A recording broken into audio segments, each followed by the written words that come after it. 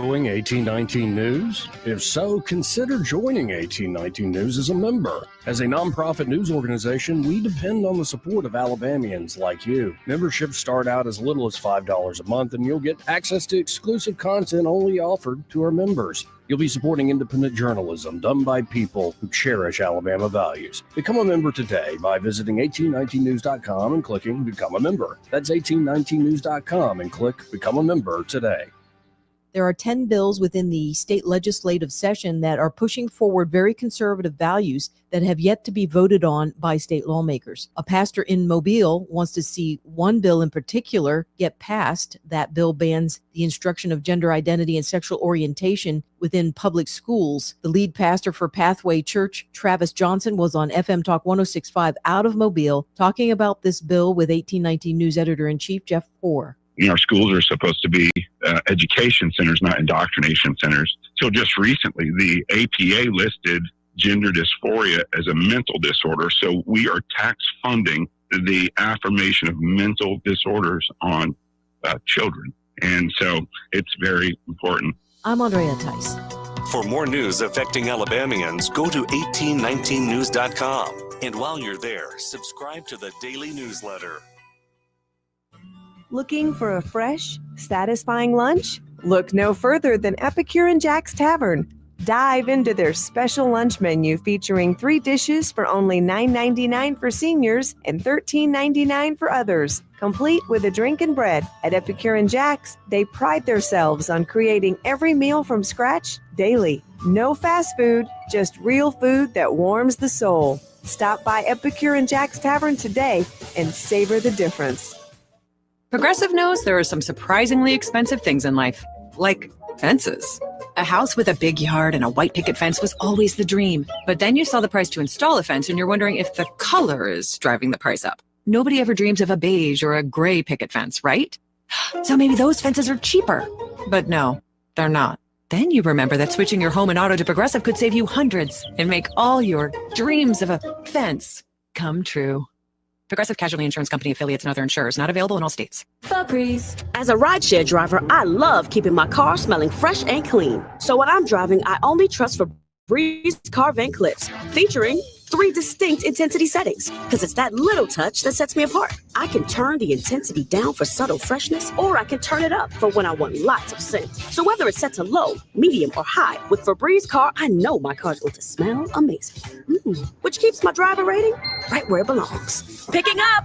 Oscar! La, la, la, la.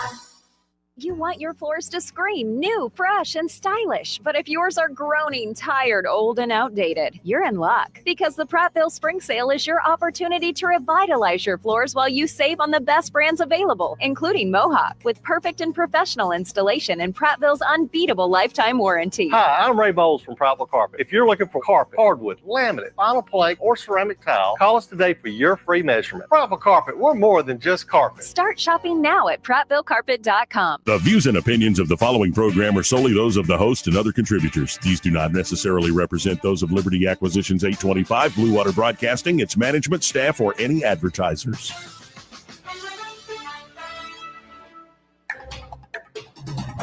It's time for Montgomery's conversational radio show. It's News and Views on News Talk 93.1 FM. To join the conversation, call 272-9228.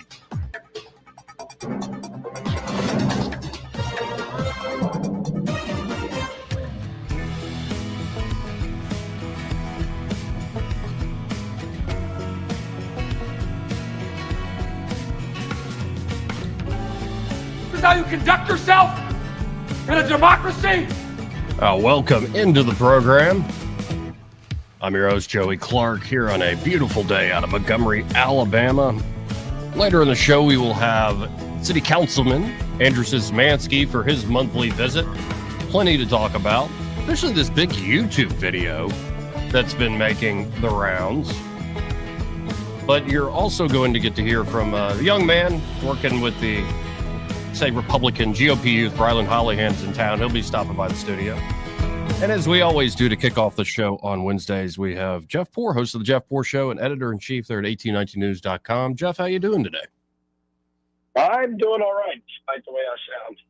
Well, did you happen to catch this YouTube like documentary? I think it's called Taboo Room is the channel on YouTube, and the British guy who visits hoods and say projects around the world, and he visited Montgomery and interviewed a lot of say young folks that are in the worst parts of life, involved in some of the worst stuff you can imagine, and it's got a lot of people's hair standing on end. You happen to catch this? I have not, but it sounds like something that I need to at least news gather on, it sounds like. Well, I'm a little worried. Somebody just sent me a message because I've been pointing folks towards it, and it's been all over the Montgomery Facebook say groups and pages.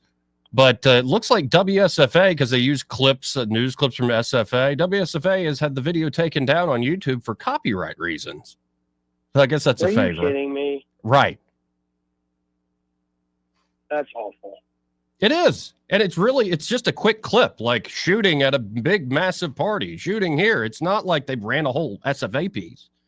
And I think that's just, I'm just reacting to that. I saw that 5 minutes ago. I'm like, what the heck is wrong with you guys? It's petty, man. These news outlets get their feelings hurt sometimes, and they'll file a copyright complaint. Yeah, I'll see. Maybe we could find it on X or something. I think, again, the group's called Taboo Room, and it's eye-opening. And I think you got stuff like this in a lot of cities, but of course, Montgomery's been in not just our headlines, international headlines for these issues. Have you seen much of that flare up in, especially your neck of the woods, in the Mobile conversation, especially around your mayor's race? A little bit, but like Mobile is way more. I mean, it's really tribal. I know Montgomery can be tribal, but the difference between Mobile and Birmingham and Montgomery, well, not as much Montgomery, but like Birmingham's very balkanized, right? You after desegregation, everybody moved, and you have a bunch of different municipalities. It was all the white flight, and you had that. Montgomery had a little bit of that, and then I guess there's a little bit of that with Pike Road and Autauga County, as Mayor Reed has pointed out. You won't have green anything, as he says. But Mobile, they kind of kept it together for the most part. I mean, yeah, there was sort of the growth of Baldwin County had a little bit to do with it, but you don't have the sort of political climate in Mobile that you have in these other cities, because they kept the city together. They had these different factions, and like West Mobile is like, it might as well be Prattville. And then you get into the city there, and it becomes a little more like Mountain Brook with Spring Hill, Midtown, maybe south side of Birmingham. And then you go inner city, downtown. You have all these different flavors of politics throughout that city. And it makes like a mayoral race very, it just depends who shows up to vote. And that could be anybody. So, it's like every town has its own little politics, but Mobile is certainly its own sort of brand and trends, if you will. Well, and from your work there at 1819, I know April Marie Fogel's been writing a lot for y'all about the whole Birmingham area in particular. Is there much being kicked up? I believe Wanderlin Gavan is running against Randall Woodfin. Wanderlin Gavan's running. There's some other characters in that mayoral race. I don't know. I don't know how that goes.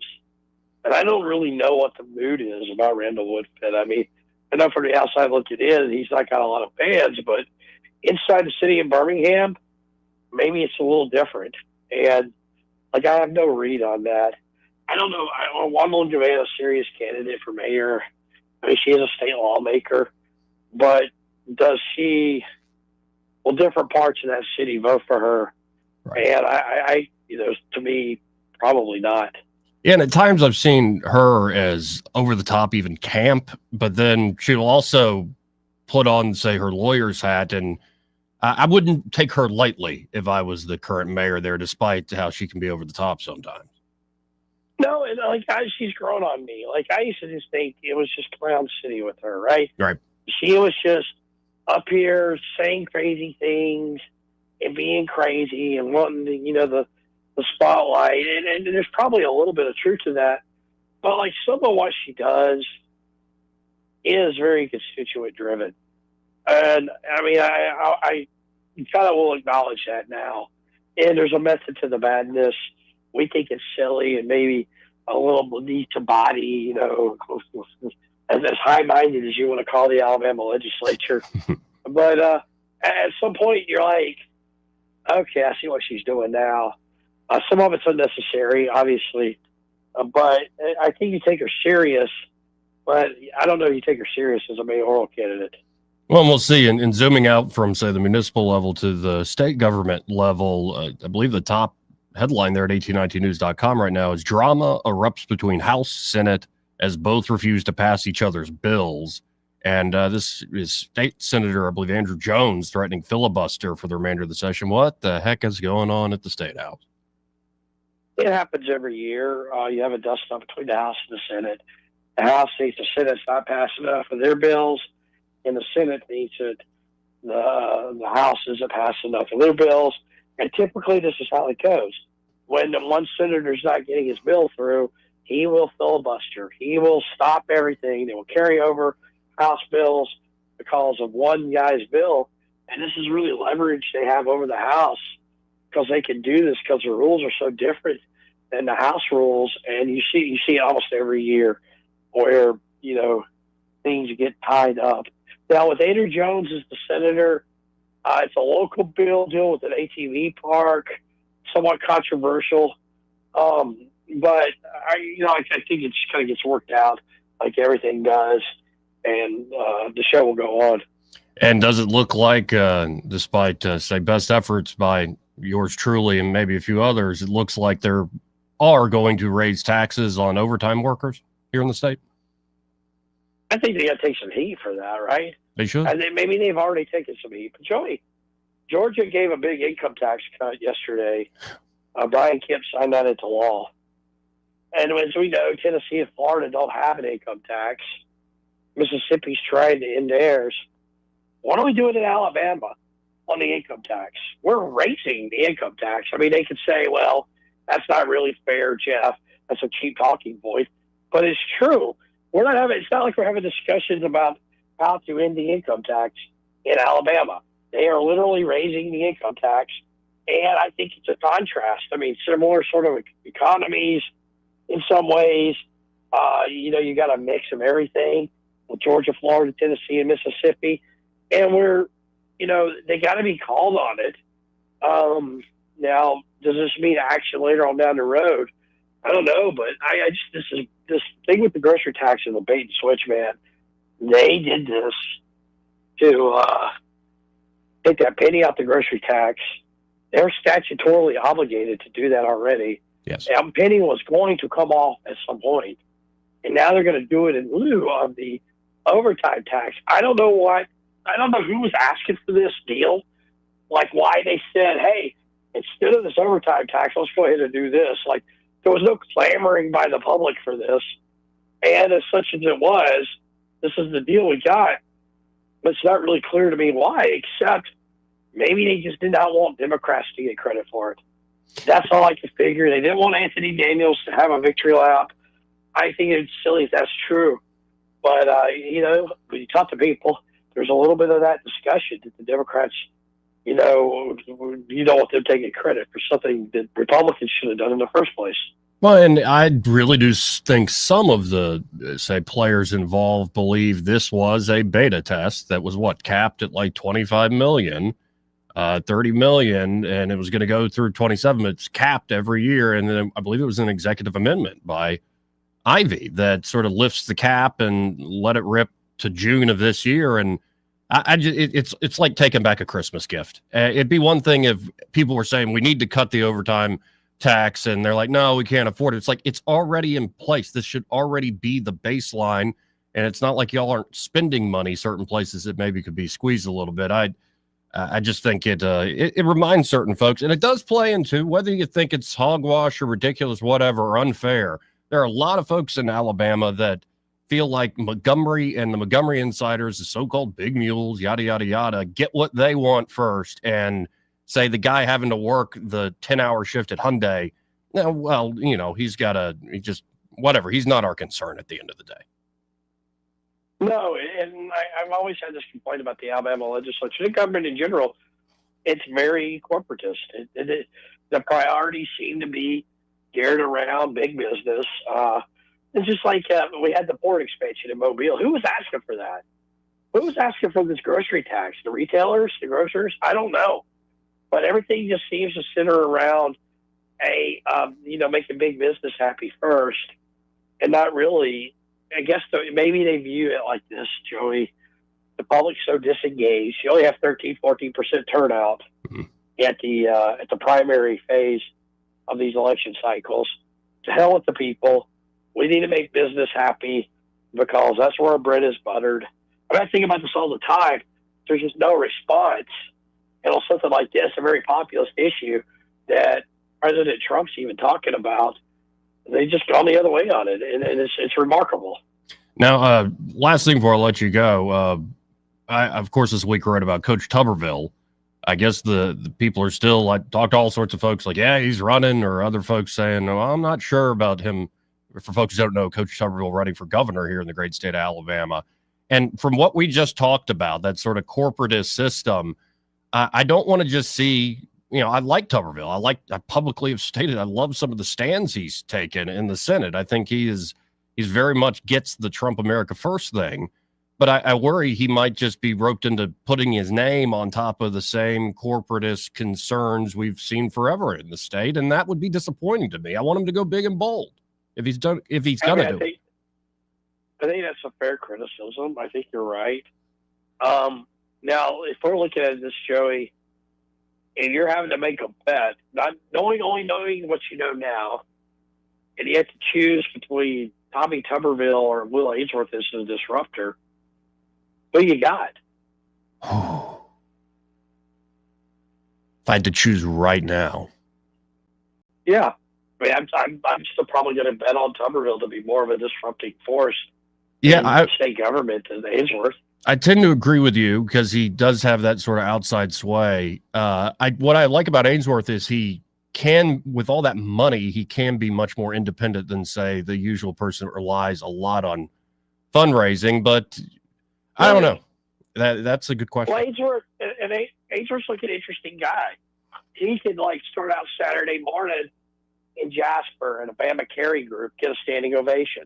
They love him there. He's saying all the right things. And then that evening, he could be down my way at Point Clear at the Grand at a BCA conference and get a standing ovation. Like, he plays it right.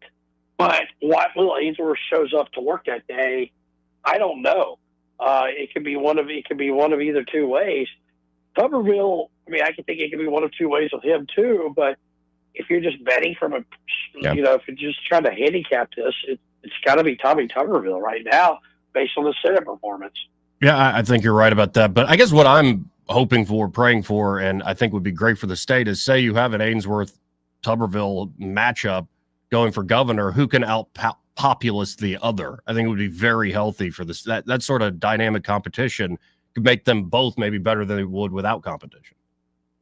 And that has to be the narrative, right? It's guys like you and I that are going to drive this narrative in this election cycle. It's between the two of them. Well, who's going to out-populous the other? I don't think it'll be a contest for 22 of them. I think if Tuberville runs, Ainsworth bows out, either runs for Senate or doesn't do anything. But it would be good for the system, for the voting public, to get a real sort of debate and out-populist one another thing going. I think that it would be the best possible scenarios. Even though it'd probably be a circular firing squad, and you know how these things go, Joey. You're no spring chicken on this radio stuff, but you've got to declare a side, and if the other side kind of ostracizes you, then somehow at the end, once it's all said and done, everybody sort of comes back together. Well, and I also do know that it's going to be, if Tuberville jumps in, it's going to be not about good policies, what are the best policies for the state, good faith argument. It's going to be process arguments over Florida man's residency, and it's going to be that usual stuff from the usual crowd. And that's the sort of stuff I think Coach could overcome that stuff, but I sort of roll my eyes at it. It's like, it seems like a step down for the man. It didn't work with Jeff Sessions. It didn't work when Bradley Byrd tried it. Right. It's not going to work when anyone else tries it. It just never has. I don't understand it. I think it's a legitimate issue, but it's never been litigated. And when it's trying to be litigated, people just kind of disregard it. Yeah, well, then maybe it's the power of that name. Well, I appreciate it always, Jeff. And if folks want to check out what you're writing about, think about, how can they do so? It's x.com/Jeff_Poor. Thank you, sir. Do it again soon. Thanks for having me on. Again, folks, that is Jeff Poor, host of the Jeff Poor Show, 106.5 FM in the Mobile, Fairhope area. And, of course, he's also editor-in-chief there at 1819news.com, where I write a weekly column. This week I was speculated on the whole Coach Tuberville becoming Governor Tuberville.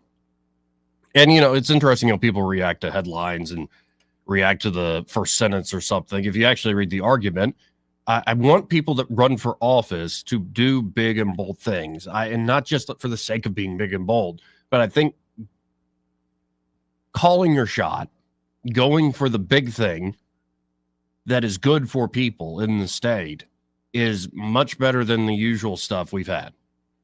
I would like to be a little surprised, like to see a little vision on the part of a leader, a vigorous executive. Could Ainsworth give us that? Yeah. Could Tuberville give us that? Yes. I think there are a few others that maybe we don't even know their names very well, but it does, in particular, as y'all know, in this state, it comes down to name ID. And nobody's got name ID like Coach Tuberville other than maybe Coach Nick Saban. And we'll see how it all plays out. Apparently, Senator Tuberville is going to be making that decision before too long here. This month is flying by. We're already halfway through, April? It's kind of crazy. This year is flying by. We will see which way it goes. This part of the program for you to break here is brought to you by Pest Pro Services, and they're at Pest Pro Ashley. And that fantastic team at Pest Pro Services are ready to help you with any and all of your pest control needs. Could be basic pest control, where they're spraying inside, outside the home. Say, even after they spray, you have a little issue that you didn't expect. Maybe you left food outside. These sorts of things can happen. I've got too many ants, or I didn't notice the huge wasp nest in the back shed. Well, they can help you with all of that. Of course, they can also make sure you're jam up and jelly tight when it comes to protecting your property from those awful, awful termites, those silent destroyers that can eat through your home and create an even more expensive problem, not just having pests on your hands. And then, of course, Pest Pro Services also provides mosquito treatment. And it's not like they just show up once. They actually are going to be on a regular schedule. I think it's something like 8 times a year at the peak points of mosquito season, to where you don't have to use those candles that really don't work or spray yourself. No, why don't just treat your yard direct, nip it in the bud, so to speak, where you don't have that big mosquito issue in the first place. You can actually enjoy the front porch or the backyard. Y'all check out Pest Pro Services today. You can learn more about them at ppsriverregion.com, or just search for Pest Pro Services on the Book of Faces. They have a very active Facebook page there. And, well, you can learn all sorts of things going on when it comes to Pest Pro Services when you go to their Facebook page. And in fact, I'm looking at Pest Pro on Facebook, and they're saying it's time to vote. Pest Pro Services is honored to be nominated for the 2025 Best of the River Region Communities Choice Awards. They'd love your support. So go to Pest Pro Services on Facebook and click the link below and vote for Pest Pro as your favorite pest control provider.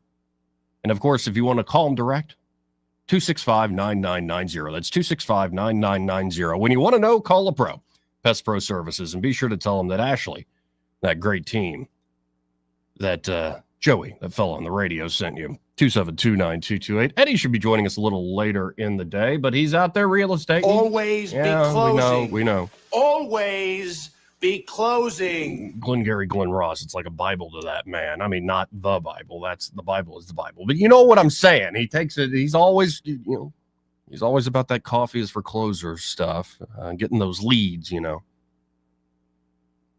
then, of course, we'll have Andrew Szymanski joining us at 1 o'clock and Brylan Hollyhand in the 2 o'clock hour at some point when he can stop by. Let's go to line 1 real quick. You're on there. Who's this?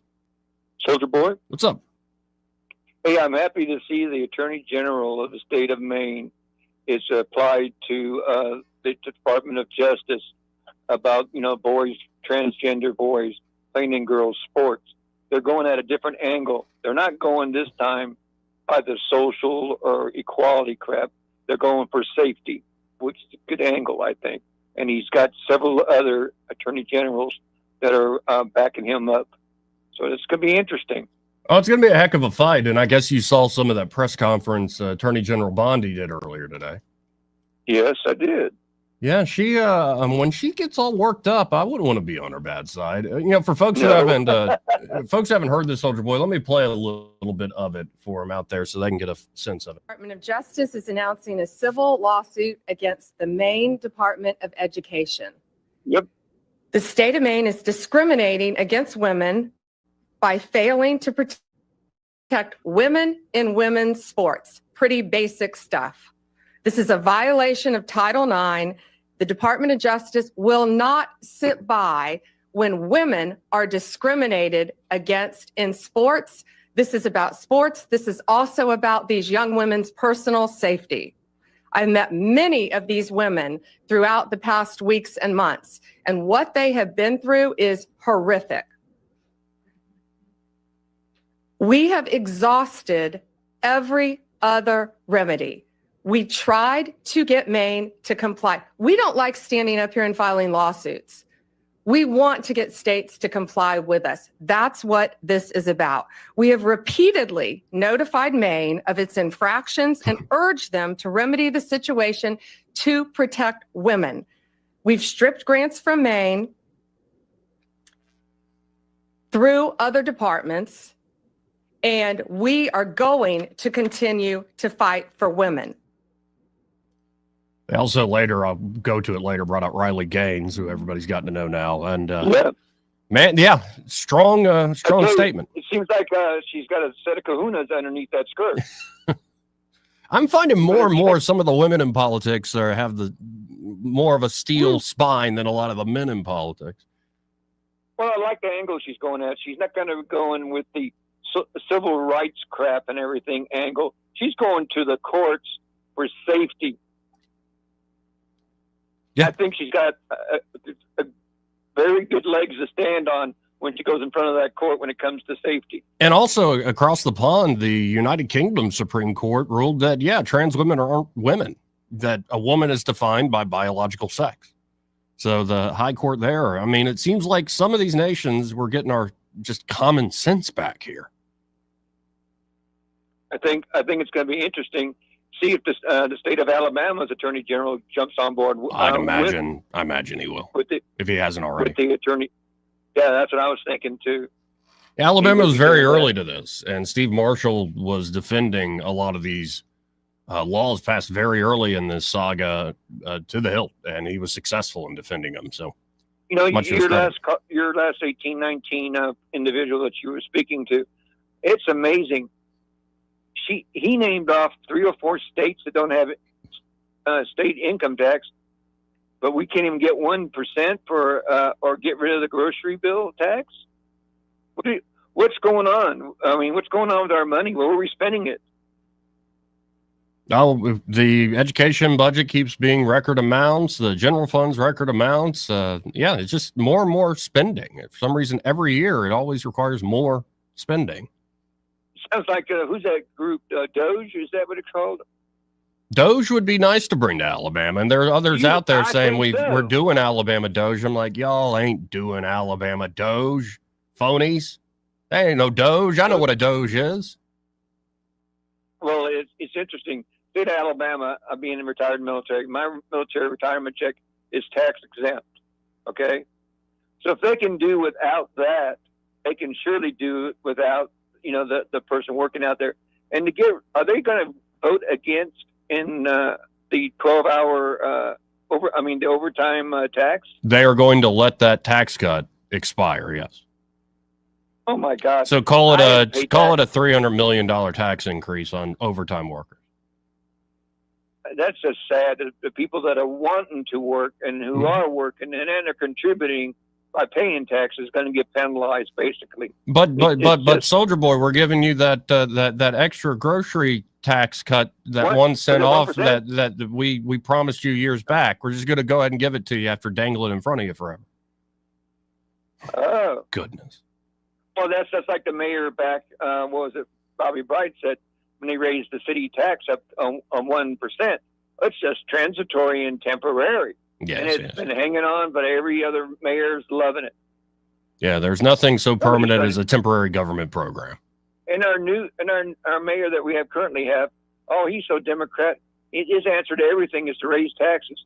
I'm sure our roads are going to get better with the gas tax. I guess when I go to Walmart in Wetumpka and pay less tax, it's amazing how they can have less tax on their city, okay, and be able to grow. Mm-hmm. They're growing quite nicely. Well, by the way, I got to hit this break, but I give you permission if you want to call back when Andrew Szymanski, the city councilman, is here in the 1 o'clock hour. Well, I would love to. Thank you. Cool. Well, appreciate it, man. 272-9228. Again, that's 334-272-9228 if you want to get in on the conversation. This part of the program brought to you by River Region Contracting. And there at River Region Contracting, Todd Clark, that great team of his, are ready to help you with any and all of your roofing needs. And it could be you think it's fine, but you're not certain. In fact, you haven't had that roof inspected in years. Or maybe you had it inspected a couple of years ago. You're like, it should be fine. I haven't noticed any problems. But, these storms, especially this time of year here in Alabama, here in the river region, that keep ripping through. You hear all those bumps in the middle of the night, the violent winds and thunder and lightning and the heavy rain outside. And you're like, I got it checked, but I'm not certain. And what, are you going to crawl up there on the roof yourself? Like, what are you even looking for if you do get up there? You need to call true pros. You need to call the really skilled guys there at River Region Contracting. They're the premier roofing company and contractor here in the area. And the great news is their inspections are always free. So if you're just looking for peace of mind, they can give you that peace of mind. But say they do find an issue, well, they'll write up an estimate for free. It's going to be accurate. They show up on time. They do the job well, and they'll sit down with you. Any questions you have to ask about what's the exact problem, how you're all fixing it, they love to sit down, educate their customers, and make sure the customer is satisfied about the approach they're taking. And also at River Region Contracting, they're insurance specialists. So if they do find a problem that your insurance company may pay for, they can walk you through that claims process, make it an easy and swift experience. So call them up today. That's River Region Contracting. They're not associated with any other roofing company here in the area. That number, 356-8635. That's 356-8635. And be sure to tell Todd Clark and the great team there that Joey, that fellow on the radio, sent you. He may not know whether he's coming or going, but whether you're going to work or coming home, Greg Budell is there. Mornings, 6 till 9, and afternoons, 3 till 6. Only on News Talk 93.1 FM, WACV. Mr. Electric. I've been doing electrical work for 7 years. 6 years, 23 years. I love troubleshooting. It's one of my passions. Electrical is all I do, unless my wife asks me to do something at home. Together, there's nothing that we can't figure out or accomplish. We've seen it all here at Mr. Electric. Going in with the confidence to know it doesn't matter what I'm going to run into. I'm going to figure it out and confidently telling that customer, we got you taken care of. Mr. Electric, the power to make things better. For too long, Alabama's statewide news companies have shamed us for our conservative Christian values. Alabama deserves a news company that cherishes our culture, a company that isn't bought and paid for by the powers that be. 1819 News is that company. Run by Alabamians for Alabamians, 1819 News celebrates what is good and beautiful about our state, while exposing those who work against our values in secret. Just go to 1819news.com to learn more. Subscribe to our newsletter. That's 1819news.com. This is your roving reporter, and today I am talking with an elk. Hey man, Mr. Elk, I was just wondering, what do elk do to take care of their money? Well, like most smart folks, we call David Ernest. You mean Alabama's most favorite asset preservationist? That's him, man. We call him up at 334-279-7431 or 205-479-0839. I see. Yes, he is our preferred money man. The money man with the money plan. You've been paying attention. Well, could you give us those numbers one more time? 334-279-7431 or 205-479-0839. And I just want to try to give you a heads up, man. Oh, what's that? I'm not an elk. Not an elk, huh? Well, then, pray tell, what are you? Knights of Columbus. I am not even going to make a comment. Well, the baby liked it. Hi, I'm Jennifer Pestruccelli, General Sales Manager and co-owner of Blue Water Broadcasting. Even in the digital age, radio remains the most powerful reach medium for connecting with audiences. Its ability to engage listeners, reach a wide and diverse audience, and create real emotional connections sets it apart from other forms of media. Radio's adaptability and easy access ensure its continued relevance now and in the future. Want to learn how radio can work for your business? Visit bluewaterbroadcasting.com. Blue Water Broadcasting, local folks helping local business. Rich Thomas Weather, a service of Wiley Sanders Truck Lines, where over-the-road dump truck drivers are needed right now. Home twice a week and every weekend, must leave early on Sunday with Blue Cross Blue Shield. Call them now at 855-777-9785. Rich Thomas Weather. We are enjoying a nice extended string of storm-free days through Easter weekend. Today, sunshine, comfortable, high 74. Clear skies, but still rather chilly tonight. Jacket weather, overnight low temperature down to about 48. Tomorrow, the warm-up continues with a high in the lower 80s on Thursday, mid to upper 80s on Good Friday. Lots of sunshine both days. On Saturday, a sun and cloud mix, high 87. And on Easter Sunday, still storm-free and dry. I've got us mostly cloudy with a high around 86. From the Blue Water Weather Center, this is Rich Thomas. You can make your ASC loan payments from your phone anytime, anywhere. It's quick and easy. www.yourasccu.com. Federally insured by NCUA. ASD Credit Union. Your life, your cause, your ASD. Live local talk. The River Region's only 24-hour News Talk FM station. News Talk 93.1 FM WACV. This is the Trump country. We live in the southeast. We drink sweet tea. We don't drink socialist Kool-Aid. Joey Clark. Welcome back. Keeping this theme going here, that press conference held by Attorney General Pam Bondi, she brought in the activists trying to protect women's sports, former collegiate athlete herself, Riley Gaines. And I want to listen into that a little bit. This is Riley Gaines earlier today at that press conference, kind of saying what's on a lot of folks' minds. Well, goodness gracious, it's an honor to be here, to stand beside, of course, Secretary McMahon, Attorney General Bondi, these amazingly brave athletes, Representative Libby. But truthfully, I'm frustrated. I'm frustrated that we have to be here, that we as women have to stand before you all on national television demanding equal opportunities, demanding privacy in areas of undressing, demanding safety in our sports. Amazing to me that we are still here fighting this fight, that the Democratic Party has really doubled down, tripled down, quadrupled down on their ridiculous stance, but that's exactly what they've done. Let me tell you what sports has done in my life. Of course, in terms of athletic achievement, I very proudly finished my career as a 12-time NCAA All-American, a 5-time SEC champion, actually the SEC record holder in the 200 butterfly, making me one of the fastest Americans of all time, a 2-time Olympic trial qualifier, SEC Scholar Athlete of the Year, SEC Community Service Leader of the Year. The list goes on, but again, just to really reiterate, it's a lifelong journey. It's how I met my husband. It's what gave me my lifelong friends. It taught me how to be a leader. It taught me how to set goals and work to achieve those goals.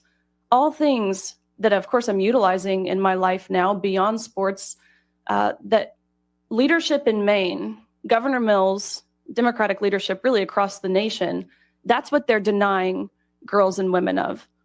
I'm sure you guys saw the clips and the visuals that surfaced following President Trump's executive order signing of this EO, barring men from participating in women's sports within any educational program that receives federal funding. And it was the most amazing thing to be there. And you have all of these young girls. I'm talking 5, 6, 7, 8 years old. They've got their jerseys on, their sports uniforms, their big bows in their hair that they wear on the soccer field. That visual means more to me than I could possibly put into words. And that is what is at stake here. That is who Governor Mills is fighting, not Donald Trump. It's those little girls. And I believe that's sick. It's regressive is what it is. They do this under the guise of progress, indicating we are moving in the positive forward direction. No, what Governor Mills is doing and again, Democratic governors across the nation, is deeply regressive and utterly misogynistic. And it is crazy that Joe Biden called this issue, like trans kids in particular, the civil rights issue of our time. As a guy sitting here speaking from where I don't think anybody argues the civil rights movement in America really was born, here in Montgomery, Alabama. You look at that time period, the 50s and the 60s, and then you fast forward. Wouldn't it be amazing if you could go to those folks who are marching for freedom, say, yeah, by the way, you're going to be arguing over whether or not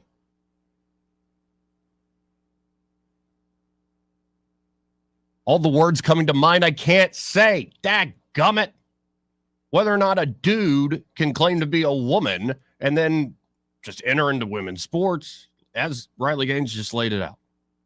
It seems like we've jumped the shark a little bit, or as we're trying to bend the arc of history towards justice, something went wrong. Something went wrong. And this is an 80-20 issue. This is an issue where a lot of Democrats who might be listening to the show, I know some of y'all do, probably agree. Think this is bonkers, what this party has become, the Democratic Party, what they're defending, and how they defend it. And I'm going to keep saying that if the National Democratic Party is allowed to continue to go back to the well of, this is a civil rights issue, this is a civil rights issue, this is a civil rights issue, how much does that undermine the actual civil rights movement that happened here 60 years ago? Something seems a bit off. And as I mentioned to Soldier Boy, across the pond, you're now seeing the UK Supreme Court has unanimously determined that within the scope of the equalities law, the term woman is defined by biological sex. This resolution finalizes a lengthy legal confrontation which holds potential implications for how sex-based rights are enforced through Scotland, England, and Wales.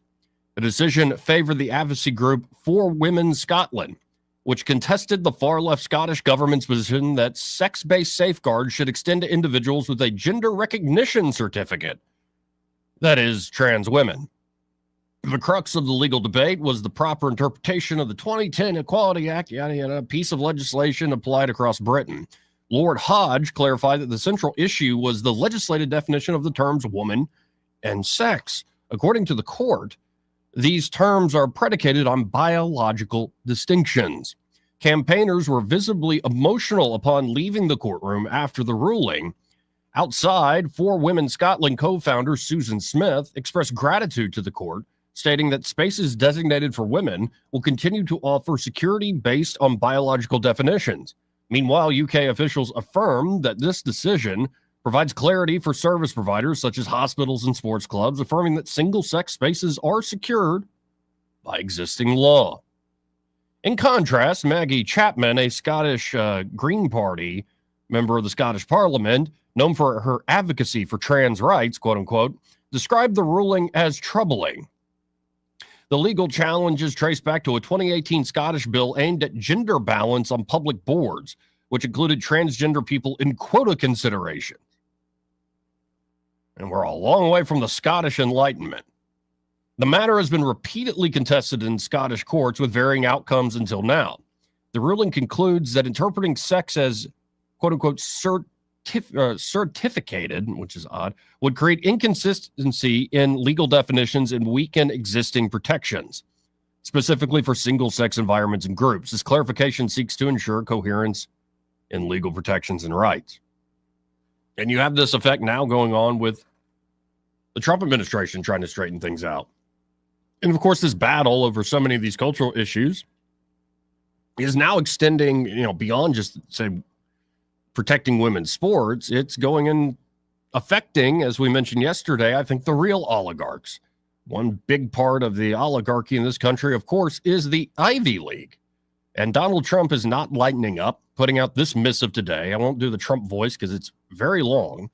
Trump says, everyone knows that Harvard has, quote unquote, lost its way.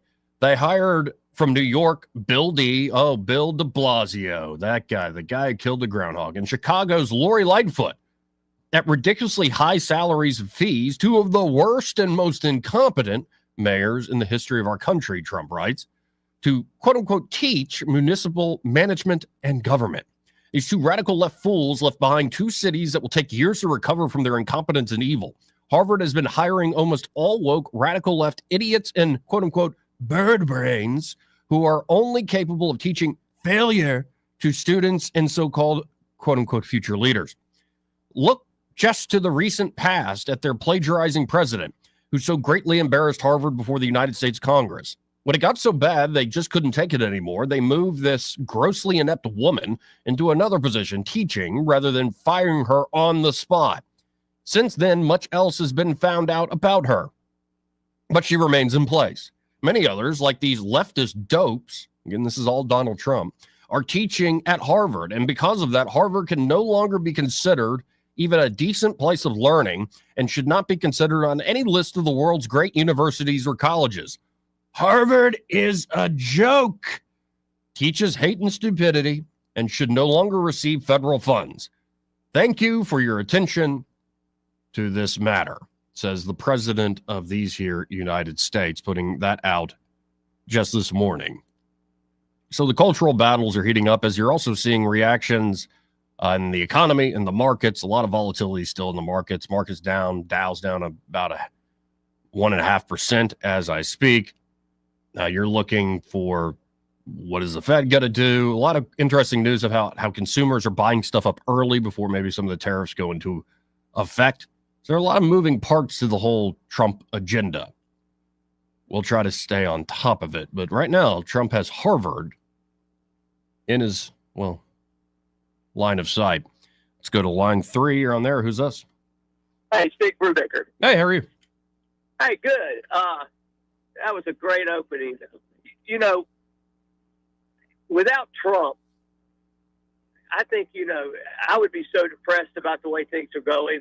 I think I'd just withdraw and go live in a hermitage somewhere. If you look at if you look at state politics, I'm telling you, brother, Republicans have just lost their mind. Yes, they have. And, when I first got into politics, everybody that ran as a Republican really believed that small government, trying to help working families, low taxes. And now what we've got is a bunch of state legislators that talk a lot about cultural issues while they increase the tax burden on families. And I'm talking about the vast majority of sitting Republicans are a lot more interested, like when they let the tax exemption on overtime hours sunset. Mm-hmm. That was Republicans, not Democrats. And it's their view that $200 million is better in the hands of the State Department of Education than in the hands of the families that earn the money. It's crazy. It's crazy. And folks, we're talking about on the individual basis, hundreds of dollars, if not thousands of dollars for folks working overtime. That goes a long way in helping. If you're working a lot of overtime hours, that means your family budget is under stress. Times are tough on families right now. The legislature, the Republicans raised the tax on fuel. They haven't kept any of the promises they made on lowering the tax burden. And I'm telling you, you can tell an election's coming up because now they're saying that if you'll just reelect us, we'll get rid of the state income tax. If anybody really believes that, unless you're going to get all new Republicans, don't buy it. Well, my sense is, and correct me if I'm wrong, because you've been in the job. You understand how this works more from the inside perspective. My sense is most of the members like this. It's just there seems to be an agreement made at the leadership level that, nope, we're going in a different direction. And, I can empathize all day. I'm not the speaker, for instance, having to spin all these plates in the air. My point is you're spinning up the wrong plates. They're not very conservative. Where are your priorities? I think it's the same point you're making. You've got a pro tem of the Senate and a Speaker of the House that are more like on those, just use the most recent example, which is the sunsetting of the tax exemption on overtime hours. They would rather protect the education budget than help families. They've bought into that their job is to develop state infrastructure and to protect the budget for education and the general fund. And if that means making life harder on Alabama families, well, that's just tough, because we're going to protect these institutions. And that was what, I mean, I don't know what to say. I mean, I am a Republican, but I'm not that kind of Republican. And there's a pattern here of whether it's the overtime tax cut, or I think it's with school choice with the Choose Act. They think like, well, we'll just kind of introduce this slowly. We'll do a beta test of this stuff. And then when it's really popular, they're like, oh no, that's going to cost way too much money. And it's like, why not double down on the conservative things that are popular, that people are engaging with, like the Choose Act, and revisit how the Education Trust Fund is done. This might be over the top. Yeah, sorry. Bullseye. Yeah. In other words, concentrate on what makes it easier for people to feed their kids, house their kids, and educate their kids, not on protecting the existing public education structure. Right. Which is failing, by the way. I think it's nuts. You know, the education budget is at record levels, and they're killing the tax on overtime hours to protect that budget. I mean, come on. Yeah, and I hope whoever's the next governor can actually try to drive this car in the right direction. This might be just me being the radio guy, but if you say the goal is we're going to unify the budgets, I think that is a vehicle that allows you to do a Doge thing. It allows you to restructure tax. It's a big goal that allows you to revisit all these things at once. And I think you're absolutely right. And by the way, that was a great article you wrote that you published on 1819 on this whole tax issue. Good job. Anyway, I'll get off the phone, but thank you for taking the call. Appreciate it. Thank you, sir. Dick Brubaker, folks. Always appreciate his time. And we got to hit a quick break. We'll be right back. Want to carry News Talk in your pocket? Download the News Talk 93.1 app from the App Store. Available on iPhone and Android. Never miss a moment. Download now. Hi there, I'm Kim Williams with Alabama Home Mortgage. For years, I've been asking you to call me at Alabama Home Mortgage because there is a difference in mortgage companies. When you call Alabama Home Mortgage, you will immediately see the difference in pricing. Not only do we offer the most competitive rates, but our closing costs rank among the lowest in the industry. How do we do it? Because we can. We do not have the overhead that big banks and lenders do. Those big banks and lenders have big expenses. And what do? They pass those expenses along to you. Meanwhile, here at Alabama Home Mortgage, we receive wholesale rates which result in big savings that we pass along to you. Don't pay more for less. Give Alabama Home Mortgage a call at 567-4223. That's 567-4223. Or visit us online at myalabamahomemortgage.com to complete an application on your time. Our rates and pricing are just one difference that sets us apart from the rest. It's not just a slogan. Call Alabama Home Mortgage because, folks, there is a difference in mortgage companies. NMLS 1586-36-8, Equal Housing Lender. On FM, on your smartphone, and online. The River Region's most trusted voice. News Talk 93.1 FM WACV.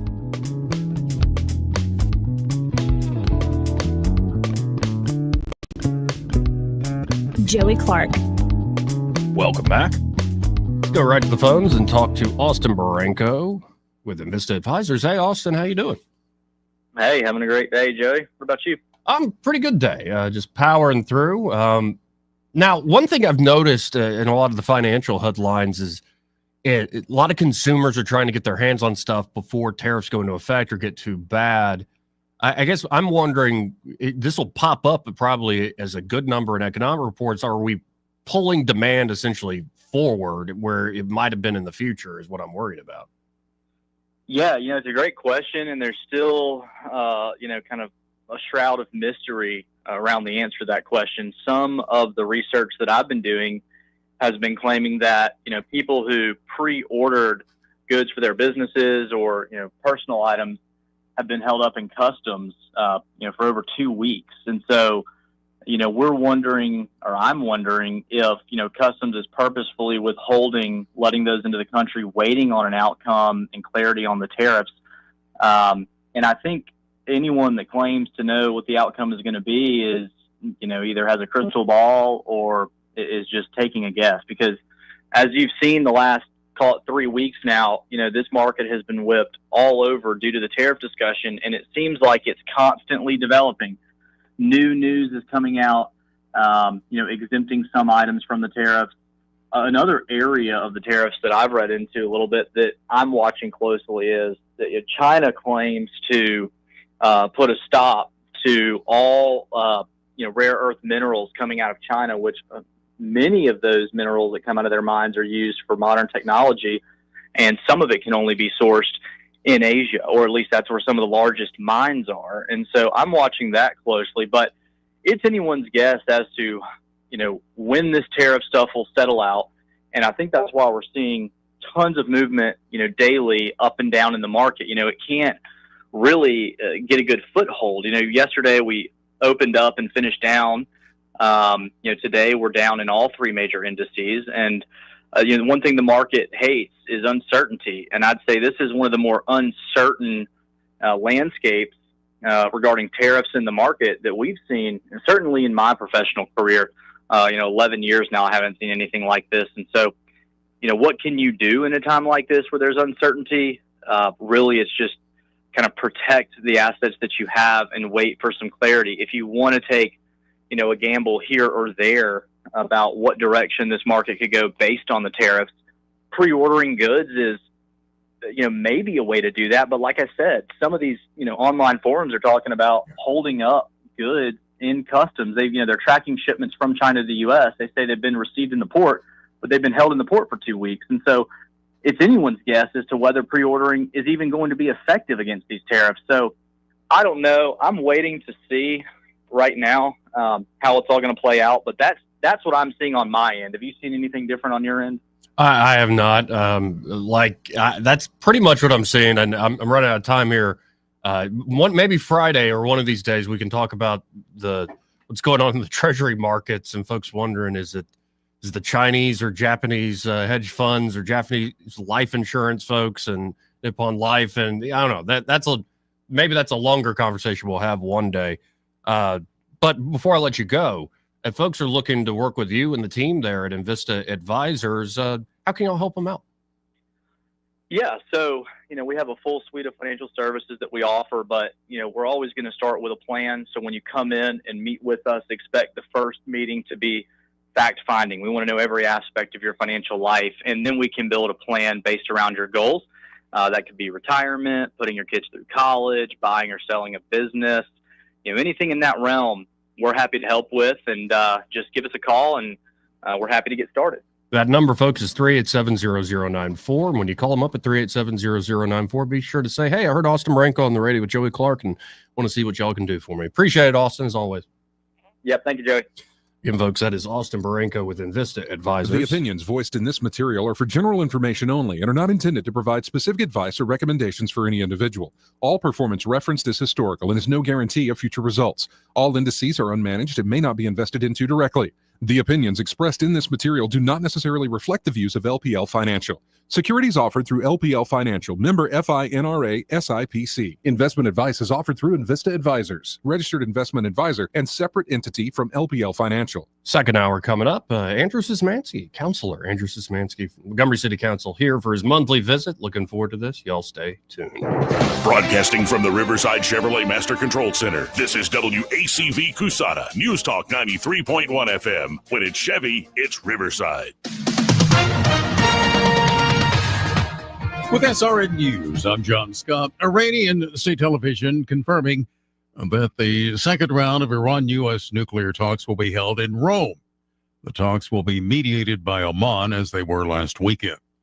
The Trump administration granting nearly 70 coal-fired power plants a 2-year exemption from federal requirements to reduce emissions of chemicals such as mercury, arsenic, and benzene. The actions follow an executive order last week by President Trump aimed at boosting the struggling coal industry. Spotify appeared to be experiencing widespread technical issues this morning, with tens of thousands of users reporting problems with the popular music and audio streamer. Disruptions seemed to be on the decline as the day progressed. The company said it was aware of issues and working for a fix. This is SRN News. Hi, it's Mike Gallagher. I've been thinking, why does it feel like losing weight is harder than ever before? With mixed messages, fad diets, the quick fix injections, even magic coffee. I mean, it's overwhelming. Most people are exhausted trying to fight a battle they cannot win. If you feel this way, trust me, you're not alone. I used to feel that way too. But let me tell you, it's not your fault. Your body is working against you, and the longer you wait, the harder it gets. Do what I did. I called PhD Weight Loss and Nutrition 3 years ago. I lost 53 pounds. I feel terrific, and I've kept the weight off. Make the phone call that can change your life the way it has changed mine. They won't let you fail. Call 855-696-2020. That's 855-696-2020 to schedule your consultation. The first 11 callers who mentioned the word healthy will get 2 free weeks added to their weight loss package. Call now, 855-696-2020. Mention the keyword healthy to get 2 free weeks. Or visit them at myphdweightloss.com, myphdweightloss.com. Rich Thomas Weather is brought to you by MPM Feed and Seed. It's time to get those gardens ready. From seeds to plants to fertilizer, MPM has what you need. Shop MPM Feed and Seed in Prattville, 1313 Highway 31 North. Open Monday through Friday, 8 to 5, Saturdays, 8 to 1. Rich Thomas Weather. We are enjoying a nice extended string of storm-free days through Easter weekend. Today, sunshine, comfortable, high 74. Clear skies, but still rather chilly tonight. Jacket weather, overnight low temperature down to about 48. Tomorrow, the warm-up continues with a high in the lower 80s on Thursday, mid to upper 80s on Good Friday. Lots of sunshine both days. On Saturday, a sun and cloud mix, high 87. And on Easter Sunday, still storm-free and dry. I've got us mostly cloudy with a high around 86. From the Blue Water Weather Center, this is Rich Thomas. From the Blue Water Broadcasting News Center, these are today's top stories. Alpha has secured more than $7 million in city and county funding to move its corporate headquarters to a facility on the east side of Montgomery. City councilors unanimously voted on an agreement to pay Alpha $4.3 million in incentives. The county commission will add $2.8 million to keep the insurance giant from leaving the capital city. A convicted felon from Montgomery was arrested Monday night for allegedly possessing a firearm and illegal drugs. Priceville, Alabama police conducted a traffic stop of 24-year-old Jamari Akins and discovered narcotics, drug paraphernalia, and a loaded firearm inside his vehicle. Due to Akins' extensive criminal history, he is being held without bond. The Alabama Department of Workforce will be hosting a job fair today for high school seniors. The job fair continues Thursday morning for veterans and persons with disabilities. The general public is welcome Thursday afternoon. Numerous state agencies will be at the multiplex at Crampton Bowl both Wednesday and Thursday from 9 a.m. to 3 p.m. From the Blue Water Broadcasting News Center, I'm Sky Mosley. This hour of news and views is brought to you by our good friends at Alabama Home Mortgage. Alabama Home Mortgage, 567-4223. Visit them on the web at myalabamahomemortgage.com. NMLS number 1586368, an equal housing lender.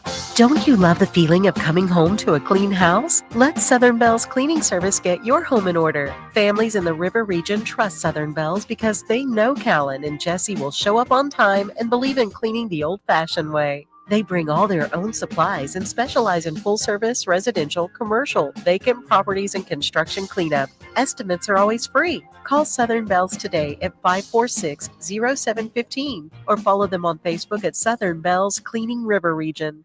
Have you been thinking about selling your home? Let me ask you. Would you want to trust your biggest investment with a part-time agent? You know, the kind who can't make your property a priority until after work at their real job? I'm Hannah Grantham, and you don't get that with us. That's right. And I'm Eddie Bader. And if they're not focused 100% on your home, can they really even get you top dollar? I couldn't agree more. We're top producing agents with a reputation for getting results. No side gigs here at Forest Meadows Homes and Land. So call us today at 334-368-6358 and let us show you why who you have on your sign really matters. The views and opinions of the following program are solely those of the host and other contributors. These do not necessarily represent those of Liberty Acquisitions 825, Blue Water Broadcasting, its management, staff, or any advertisers.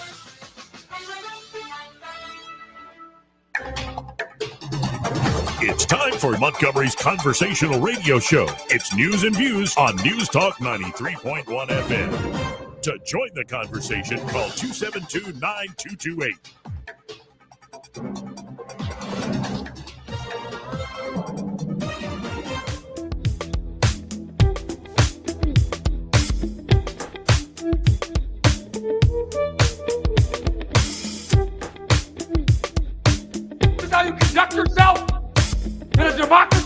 Joey Clark. Welcome back. Second hour here of the program. And as promised, we have here in the studio with me, Counselor Andrew Szymanski. How you doing today, sir? I'm good. How are you doing today? I'm quite good. I like this third Wednesday of the month. It means we get to meet immediately after a city council meeting, so that's always fun. See, I have a little secret to tell you. I don't always watch. Oh, that's not surprising. No, y'all have a solid, it's about like my show on YouTube. It's like a solid 100 locally that'll check things out. But, and maybe that's part of the problem. How do we get more engagement? I think it's a good place to start. Yeah, no, it's a great one. And because especially, we've been seeing these kind of peaks and valleys in terms of attendance, people tuning in. Obviously, when we don't have a lot of people tuned in, it usually is because, there's not some kind of major hot button thing. And which is good for the most part. But when in terms of tuning in, all of the city council meetings, plus actually all of the other auxiliary meetings that are hosted in City Hall are all published to it's like CCC TV, which is not like the We're Spying on You TV. It's the city communication channel television thing. Yeah, it's on YouTube. It's on Facebook. You can watch them live. I actually go back and look at them every once in a while, especially if I have, if there's like a big debate or something like that, just to see what people's comments are and see if there's anything I can kind of glean from that. And the clerk puts out the agenda every Friday before the meeting. It goes public on the website. If you go to the city council portion of the website, the agenda is always posted there. If you ever want more information about an agenda item, you can ask the clerk. They can send you the entirety of the item for you to review. So, there is, people say like, oh, well, I wish the council was a little bit more transparent. I'm like, we're there and the public can attend them. You can sign up to speak on items there. We have some pretty regular speakers that come to talk about things. Some of our neighborhood and HOA leaders come to our meetings. And so there is really a good opportunity. But honestly, the best way to get individualized attention from your council person is going to your neighborhood associations. Those are really where kind of it all happens. Now, did y'all deal with last night against some of these boards and like the Housing Authority and airport and whatnot? So we had a conversation about or a vote on the Housing Authority. And just to kind of contextualize what the discussion was, is that the federal government requires that the Housing Authority for any municipality have a representative that is a resident of the Housing Authority or is a resident of Section 8 housing. So kind of some of the debate that we had was about, this tradition that had traditionally been a person that came from District 3. District 3, Councilor Johnson's district, is a district that has the highest number of people that live in public housing. When Tracy Larkin was the councilor, kind of took that on. There's I understand that there's kind of a fairness about always having to have that requirement. But I was excited. I got a wonderful individual named to the Housing Authority last night, Stuart Hales, originally from Mobile, spent a lot of time in Louisiana, active duty reservist, and he and his wife own Red Tails Realty. So moved through that process. But appointments are another way that people can get involved. And if you're interested in any of the boards that we have, whether it be Architecture Review Board, the housing authorities, we have all sorts of different things that get citizens involved, historic preservation, in the way that the city operates. So it's not just, city employees and city council. There's also ways for the public to be involved as well. Now, and is there a need to work on our airport a little more? There is. I think that's not a secret to anybody. Right. And I understand that there's a major challenge, which is funding. But I try and fly out of Montgomery whenever I can. And I want to champion all the things that are good in Montgomery, but also we have to be a little honest with ourselves. Yes. When we have a baggage, whatever the thing is called, that isn't in operation for multiple months, when you see the state of some of the facilities that are out there. Like the conveyor belt with the baggage? Belt, yeah, baggage belt or whatever it is. Yeah. It's been broken for who knows how long. Oh, and, I think that there's some upgrades that need to happen, and it's not going to come cheap. And I hope that this is where the city and the chamber and the county and really all the municipalities in the central Alabama area can come together. We have a Montgomeryan in the U.S. Senate that has a lot of experience with appropriations. And while I don't have a direct pipeline to Senator Britt, I hope that all of us, if she ever hears or has the opportunity to speak to people in the central Alabama area, hears how much we need to improve our airport. The airport is not just important for travel of residents now. Expansion of the airport can upgrade the cargo capacity that we have here, and with the inland port coming, it's going to be critical for us.